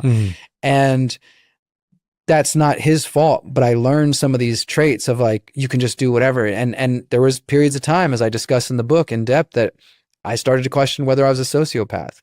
Because I learned about that concept, this idea of people who either have little or no empathy, or, incapable of experiencing compassion, et cetera. As I remember, and this is in the book, when I first looked that up and started to like, wow, is this me? Like, and then over time, I don't believe that was true. I I do think believe if the fact that you're questioning whether you were, that indicates that it's not true. Well, Well, so that's what they say about like narcissists. If you're like questioning, like, holy shit, could I be narcissistic? I've And you're since like, come okay, to dude, you're believe, not. I recently actually read a memoir by another woman while I was writing my memoir. It was kind of inspiration. That's just called Sociopath. And it's a very interesting book. I encourage people to check it out.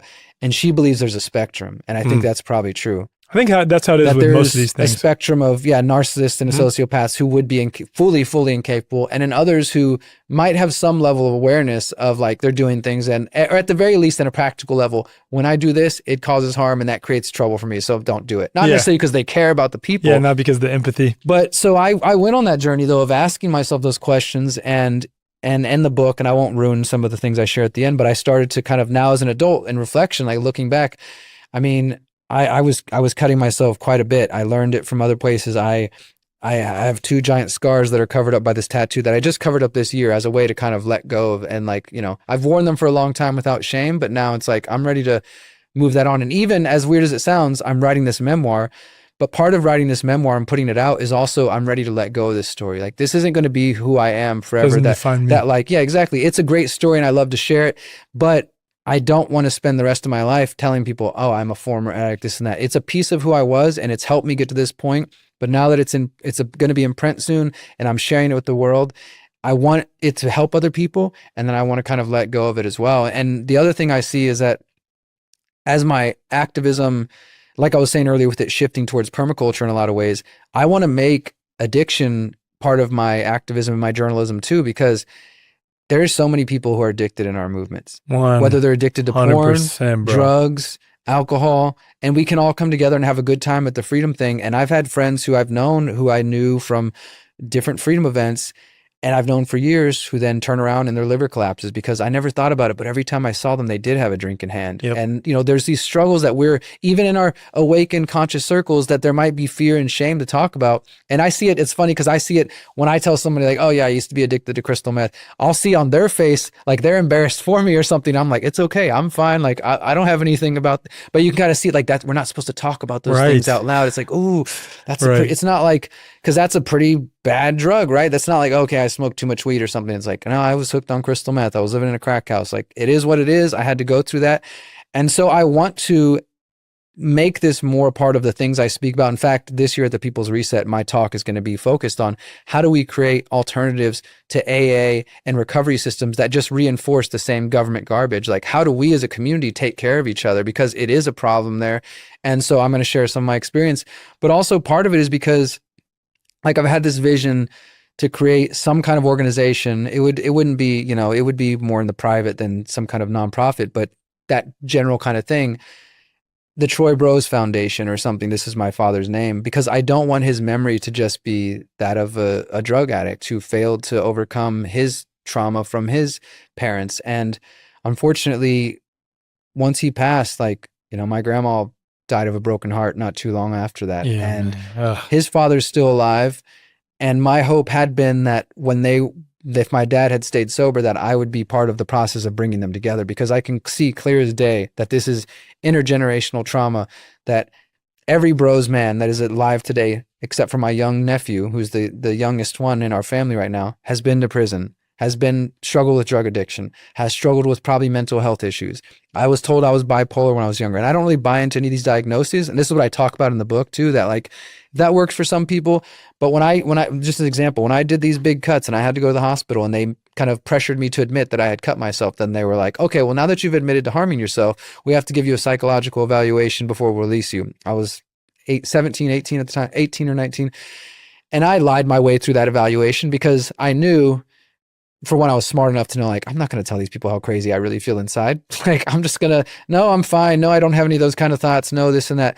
But it was also because I rejected any of that thing. I see a lot of people use those things as 100%. crutches. And I remember, not to go take us in a whole different direction, but I've seen you post about this too, about the prevalence of people who claim they're autistic now. And like, everybody's autistic, or everybody's got Asperger's, everybody's got this. And not to say it isn't prevalent, because we know it is, but I think there's a lot of people using these things as a crutch. And so I never wanted to accept that, okay, I'm bipolar, or I have antisocial personality disorder, or I have borderline personality disorder. These are things I've heard, or any of that. And in fact, in the book, I share a story about, like, after all my drug use, I did some pretty pretty bad damage to my intestines and my stomach from just all the drugs I did. And some of it I still deal with today. And when I finally wanted to go get help, I tried to go to a doctor. This was shortly after I'd got out, and I was like, all right, I need to figure out what's going on inside here because I can't use the bathroom. Everything's messed up. And I saw these doctors, and within minutes of meeting me, I thought I was going to see my childhood doctor, and he wasn't there. And there's these young guys that I swear to God, there must have been a freaking big pharma salesman in the next room next door, because after 5 minutes of talking to me, they came back with boxes and boxes of Lexapro, which was the popular antidepressant at the time. And they're like, you know what's going on with you? You're just stressed out, blah, blah, this. And I'm like, I have something going on in my stomach. And they handed me all this stuff. And I literally just walked out and threw it away. And that prevented me from getting real help for a couple more years, because I was like, forget it, fine. If that's what they want to offer me, then I don't want help at all. My point with that is that I'm not somebody that embraces these kind of, diagnoses, but I knew that there was something going on with me. I don't think giving myself a label like that would be very helpful. I know that taking a bunch of drugs wasn't going to help me. I was already on a bunch of other drugs, right? So eventually I had to come to a place of realizing that there were deeper root causes that were causing me to be violent and to, lie to other people and to treat people in ways that I knew weren't right and that I didn't want to be treated myself. And then, of course, to just try to seek happiness and stuffing as many drugs up my nose or body as possible. And yeah, of course, with time and reflection, now I can look back and see this so clearly. And so this book is dedicated to my nieces and nephews who are 15 and under, and they're just at that point where they're starting to have their challenges, and they've had some challenging things in their life. It's dedicated to my father, who lost his life to drug overdose, and to anybody else who's like really dealing with that. So when this book comes out, it'll be out by Christmas if everything goes well. I'm working potentially with some publishers, but if not, I'm going to self-publish and do it the way I normally do and just put it out there. And I hope that anybody who reads it, finds value in it, and that if they know people who are struggling, that they can give it to them and at least show them like that there is another side. There is hope on the other side. And I will also, just in closing on this, say that like, the people who know who I am and are coming to this book, be prepared to see a different person, because this is not the person that you know today, because that's not who I was at the time. And I didn't shy away from being real about the worst parts of me and the worst things that I've done and the ways I've treated people and criminal activity, things like that. Like, this is a raw, gritty, real journey of everything I went through, and then how I started on the journey that I'm on today. I appreciate that, man, because like I said at the beginning, it gives you depth. It shows, it's validating for other people, like that you have been through the depths of darkness and you can come out and be one of the best people I know. Like, that's incredible, man. I appreciate it. It really is brother. like the hero's journey, dude. It's super cool. Yeah, I mean, it was such an interesting feeling as I'm like writing it and going through, and it was definitely, there's, I'm tearing up as I'm writing it, and like, because I'm reliving some of these things and just like, fuck, I went through that, or thinking about the ways I was treating certain people. And like I said, I mean, that I definitely built a bad reputation up for myself in some parts of Houston from that time of my life. And I recognize that there are things that I've done in the past, but I also refuse to let other people hold me in the past too, because I know I'm not the person that I was 20 years ago, 15 years ago, 10 years ago, 5 years ago. And that I had to go through those things to be able to share this with other people. And yeah, it is what it is. I don't feel any shame in anything. And it's just, I'm excited though. I'm really excited to share this part of my work, because it's different. And that's why I appreciate you giving me the chance to talk about it, because I know that I've been thinking about this as I'm getting ready to release it. I'm like, how am I going to market this when most of the people who know me want to talk about Palantir or these other things, which I care about, obviously, and talking about my personal story might not be the thing they care about or they want to hear about. But I appreciate you, giving me space to share about it. Yeah, man. I mean, I have my own journey and I still need to make an episode like sharing my whole experience, but I'm excited to share my whole experience too. And mine wasn't like drug related, but I went through a lot of crazy ass shit when I was younger too. Yeah. And I think I look back on all that and I'm incredibly grateful for it, because it's made me who I am today, and I can relate to other people, and it can be medicine for other people too. I see that in you, man. I just, from the few posts that I've seen you here and there, talk about, some of your own journeys with sports and other things. Like I think that's, even our journeys are different. I think that there's a kindred connection there because of those journeys. And that's what makes us stronger. Amen, man. One more question for you. And I got to ask this one because someone asked me to. I'm ready for it. What is your position on the no virus thing now? I'm ready for it. I knew this one was coming. No, I saw the question in the chat. So I guess what I want to say to clear that up is that I think that a lot of people took my questioning of different people, James Corbett, McCullough, Dell and other people during COVID as me trying to take a hard stance on one side or the other. And I'm sure because some of the comments I made at different times, which were more flippant, like it gave people the perspective that I was completely against saying there's no viruses or even asking those questions, which was never my intention. So if anything, it's probably more my fault than anybody else's. But my whole goal with, in fact, it's interesting to me because I felt like I was doing you guys a favor by keeping that question in the discussion by asking people who are influential, like James Corbett and all these others, what do you think about it? Instead of trying to act like it wasn't going around, which I think what a lot of other people were trying to do is like, hey, let's just not even talk about that whole thing. I think I've probably read and watched everything you've done on it. Mike at Virology, read so much of his stuff. Sam Bailey. I think people don't realize how much I've actually looked at the topic and that it was never me coming from a place of dismissal or anything. Got it. And I think because I've remained more agnostic or skeptical, and that's just who I am, especially like with anything, if I'm going to like champion a cause, I need to assuage myself of any doubts that if I'm going to put myself on there, just like in the same way I see yourself, like I know that you take those stances that you do because you feel confident defending them and debating them. Yep. And it was never that I was, because the criticism I'll get is people will accuse me of being like a germ theory propagandist or something, as if I think that's ridiculous. I don't think you are. And so I've done documentaries and reports on the Flexner Report, the Rockefeller's influence of the medical industry.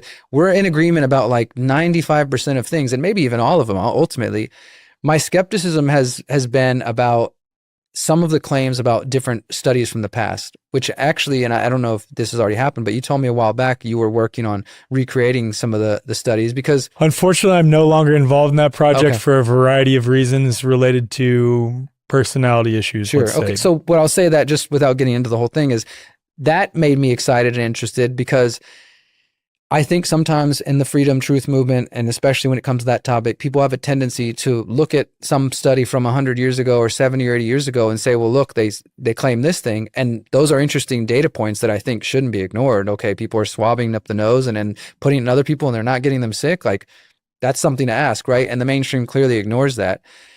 And it's kind of hard to do a similar study under ethical grounds these days. But the idea of recreating that was exciting to me when you mentioned that to me, because that felt like, okay, if that can provide more current data, then that's something I would feel confident about getting behind of. And also, I wasn't falling into these fallacies, which you've been great at calling out, of like, just because we can't claim exactly what did happen doesn't mean we have to buy into the narrative itself. So for example, I do think people got sick from something. I don't know what it is. And I'm with you on like, I personally did a lot of work in the beginning about 5G, and I don't think it was 5G. No. I made a documentary about 5G and 5G could have been one of many of the other things in the environment. But I think people overplay like the role agree. that radiation sickness and the similarity between that. And the reason I felt so strongly at that, and people can find numerous videos of me debunking those claims in the beginning of COVID, and I felt it was actually an attack on the 5G movement. I put out a documentary in January 2020 called The 5G Trojan Horse. So right as COVID comes out, and then within months, everybody's trying to tie 5G and COVID together. And I had some sources who were in the EMF community who were saying that they had evidence that that the big wireless companies were amplifying that because they wanted to make 5G activists look crazy. I don't know if that has anything to do with it specifically, but so I've always had skepticism to that. So, but when you talk about bioresonance and these other things, I'm on board with all that. I don't downplay these things. I'm very open to all this stuff and have experienced stuff like this in my own life. And I understand, again, that just because we can't point to exactly what it was doesn't mean we shouldn't question the claim they're making. But, and again, I know some people have a problem with this. I saw people get sick. I got sick in a way I've never experienced before. I don't know what it was, but I'm also not, like I heard you, like you've talked about and others saying, well, there was a lot of fear spreading around. And if you buy into fear, but I mean, I'm talking about people at the People's Reset, for example. During COVID, every year, dozens and dozens of people were getting sick. Like people were coming from all over the world during COVID times, hanging out. And we would be getting texts and emails from people like friends and just attendees, like sick and down and out and reporting things that they'd never experienced, bone pain, whatever, all these kind of things. So I'm not saying that was a virus that they created in a lab or any of this sort of stuff. I'm very skeptical of the whole narrative. And in fact, I think one of the things that the no virus crowd has been very good at is kind of calling out the obvious steering towards the lab leak kind of thing. Yep. I'm very skeptical of that. I also think that, and this is why I think it's more nuanced than some people make it, I also do think that engineered weapons, let's call them, do happen in labs. Maybe they're not viruses. Sure. Maybe they're bacteria. Maybe there's some other fungi or whatever shit we know. Or just a poison. Poison in general. I don't think that all that money is going towards the labs and that they're just sitting in labs and laughing and not doing anything. Something's happening. Something's happening for sure. I don't think it's necessarily what they claim, of course. And I did notice over time how convenient it was to like steer people towards just like with 9/11 and everything. There's the false dilemma. Exactly. Like here's the thing the mainstream says, and here's the alternative theory that says, and maybe it's a third position that we're not even looking at, right? So I'm all on board with like asking those questions. I guess that there are people, I think, and maybe you'd even be willing to admit it, that are rabid about this and can't have a nuanced discussion like Dude, this. I had people, so this is funny, because the project that I used to be involved in that was not doing different quote unquote contagion studies, but rather doing the same viral isolation technique, except for they weren't using any sample of sputum. I used to be involved in a project related to that, and I won't get into too many of the details because I've already discussed it elsewhere. But the point is, I left that project due to personality differences because there were some people involved in that project that had also previously tried to cancel some of the things that I was doing because I didn't strictly include only people who were no virus. Yeah. Which was insane to me. And then now that I've left the project, anytime I interview someone who's not strictly no virus or anything like this, they of course attack related to it. And I just ignore. I think it's hilarious now, actually.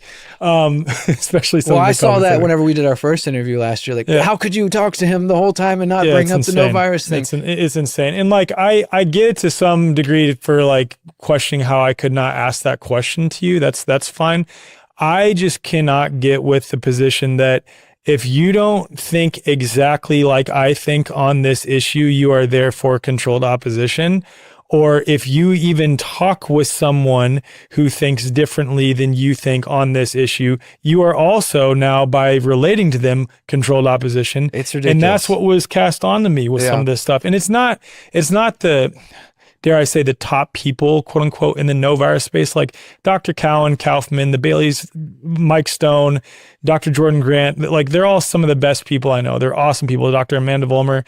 It's the people who are nameless, faceless accounts on their Twitter. Followers, I think, that are more rabid than they are. Yes. And because and again, I've interviewed Don and David even before COVID. I interviewed Kaufman twice. I interviewed Cowan. Like, I felt like I was doing my due diligence to give these people a space. I wasn't like, I'm not going to talk about this thing, but I was also asking questions and saying like, I don't think they have all the answers in this area. And not to say we need all the answers to ask questions. I was just saying, for me, I'm not satisfied. You're not satisfied with any like counter explanation. That wasn't enough for some people. And so still to this day, and I'm sure there'll be comments on this, people will show up like, he's a germ theory shill, this and that. And I don't pay it much attention anymore, but they still pop up from time to time. But like I said, I know that there was some things maybe in some of the interviews I did where I might have been flippant with some of my questions or whatever, or things I said, and that's fine. But it was never trying to be a proponent of germ theory or to say that there are no questions that exist, because if I didn't think so, I wouldn't have taken the time to ask people about it. I was curious about the whole topic, and the way I tend to be is I do a lot of research, and it's not all public. I don't do a video about everything I'm researching, probably like you. And so I'm reading and reading Mike's blogs on virology and seeing and going and fact checking some of the things and seeing like, okay, maybe that's not exactly where I see it. I'm listening to the Bailey's videos. When you guys did the end of COVID, like, I've listened to hundreds of hours of this stuff. So for anybody to think that I just haven't given it the time of day, I just have deferred in terms of making it my only focus. Obviously during COVID, this was a big thing for many people. The other thing, and this is kind of a bigger problem, I think, in our space in general, is that we don't all have to talk about every single topic. My main focus has always been digital surveillance, and more recently, technocracy. I wrote a book about technocracy. That doesn't mean I don't think these other questions are interesting, but just like you choose your guests based on what you're interested in and what appeals to you. Some of us are going to be interested in similar things, and some things I'm going to talk about, you're going to have no interest in, vice versa. That's okay. If the people online are upset about that, create your own channel and focus on the thing you want to, because I just can't stand on people start claiming, well, because you're not talking about this thing, you're a shill. And for one, we need to recognize the limitations of our own knowledge. We aren't all geopolitical experts or, scientists or whatever, right? So why pretend like we are? Why not find the niche that appeals to you and that you maybe have specialized knowledge or that you're learning a lot about, and then dip your toes in where you can. So I think that was another thing, is people just were like if I did any report on COVID or anything that didn't include that as the focus, it was like, oh, you're just a shill and you're reinforcing the overall narrative. But I'm a civil liberties person, and that's kind of was my main concern even through COVID, is like, how are we going to be locked down? How is this working towards the Great Reset and the bigger picture? And I do think using viruses is part of that. In fact, I wrote a 2-part series for The Last American Vagabond right at the beginning. A friend sent me these studies I'd never heard of. It's called parasite stress theory. And in fact, it works very well to you guys' arguments. There's numerous studies since the 70s, including some that have been funded by the Rockefellers, where they looked at all these different phenomena, famine, war, pandemics, etc., and they found that pandemics had a very exclusive and unique fear response in the human population. And there's one of the studies that even says, even if the fear is not real or exaggerated, it will still have that same impact. Dude, you know what the second strongest risk factor for death associated with COVID was? Fear/anxiety related disorders. Yeah, I remember that. Yeah. And that's what I'm saying. So I'm like, in my view, I'm doing some work to kind of help pad you guys' arguments a little bit. But it was just basically, I became a punching bag for people who were like, and obviously we had some back and forth and stuff. And, just to clear the air publicly and just to you, like, and that felt, it took me back to a time where I felt like the way you were approaching me felt like somebody was trying to bully me in high school. It didn't feel like the conversation we're having right now, which it's all in the past, so I'm not trying to read anything. For sure. But I want and I got offended because you, like, I was feeling stoked after my presentation, and the frame of mind you're coming from at that time, you were like, I don't feel like that was the solution. I was like, what? Getting people to not be afraid of germs? And I hear your perspective. Yeah, no, I hear your perspective. And like I said, to me, it was just the way that and I wasn't communicating the best either, but the way we were communicating, that's what reminded me. I was like, okay, this dude thinks like he can just bully me into talking about what he wants, or it wasn't going anywhere positive. And so we blocked each other for a little while. Yeah. And now that's all in the past, and we're focused on voluntarism and the things that, not to say that conversation doesn't matter, but I think that we both agree on and that we know are important for the future. Amen. And I'll clear the air on this too, just for the people who misconstrue this. And you already mentioned it a number of times, but like, my whole stance is, okay, they make these certain positive claims, right? And this is a maxim of law. The burden of proof lies on the individual making the positive claim. When you look at those claims, paint them against the scientific method, they don't hold water. And I'm okay with saying, here's some other possible explanations for what might be, but I ultimately don't know at the end of the day. I just know that there's not sufficient evidence for that claim. And it goes back to, I don't have to know what is to know what clearly isn't. Exactly. And I just know that there isn't. And I agree with you on that. Like their whole story is full of shit and full of holes. And I guess that, like I was saying a moment ago, every time I tried to bring it up to people and say, well, look, I'm not saying that's what they claim, but you can't tell me that people I know didn't get sick in the ways. Now, that doesn't mean it was what they claimed, but I definitely think something unique was happening in that time period. And it could have been a collective, fear thing that we all bought into. But it's like, again, I'm at the event where we're not focused on fear. We're talking about creating our own vision.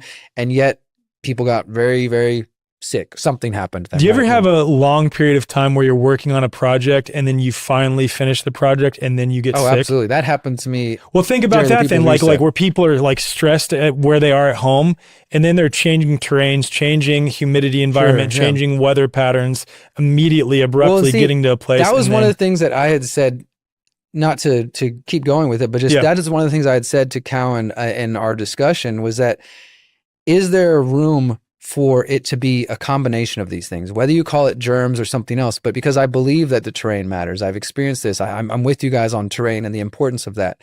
And at the same time, is it not possible that as the terrain is not being taken care of and the stress and all these things you talk about, then make people more susceptible for something external? It's possible. It just goes doesn't mean it's a germ or that it's even been proven. I'm just saying, like, maybe there's some level that there is and again, something could have been engineered, whether in that lab or somewhere else. And I definitely think that I've done reports on this. For example, when RFK got all this shit, when he was talking about, he said something about like, oh, the virus has been engineered to go after Jews and black people or whatever. Well, I did an article saying, well, here's the truth in that statement. And here's the history of them working on biological weapons tied to people's DNA and genes. That does exist. So there definitely are external weapons. They're at least attempting to. Whether we call them germs or something else. And I'm not saying it's, what they claim. But so that was my point, is maybe it's both. Maybe our terrain is obviously important. And then that could make us, a weakened terrain could make us more susceptible to external stimuli. I mean, but I don't claim to know all of it. And I was okay with that. That's my point. I was like, I'm okay with not knowing. Yeah. If you feel confident to say, you know what happened, great. But why beat me up over saying, I just don't know, and I'm not going to necessarily wave that flag?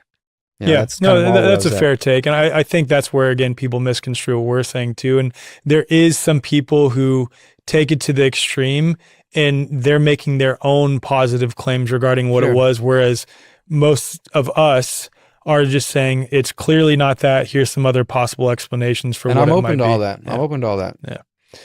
Yeah. I had to ask that one because I'm shout glad out you to Dawn Lester because she was I saw the comment before I got here, so I figured it was coming at some point. I'm open to everything, man. So yeah, man. Well, I don't know how long we've been going, but thank you for joining me, dude. This is awesome, and I'm stoked to be at the People's Recess. So thank you for including me, man. I can't wait to have you, brother. Thanks for having me again. And thank you for sharing your journey too. Like, I think that is such an important piece. I don't know if it's just something that hits home for me in having a past that is, let's say, pretty traumatic, and then to go on that hero's journey path and to be the person you are now. Like, that's the coolest thing to me, man. So thank you for sharing that on this platform. It's really cool. Thanks for giving me the platform, brother. Yeah, man.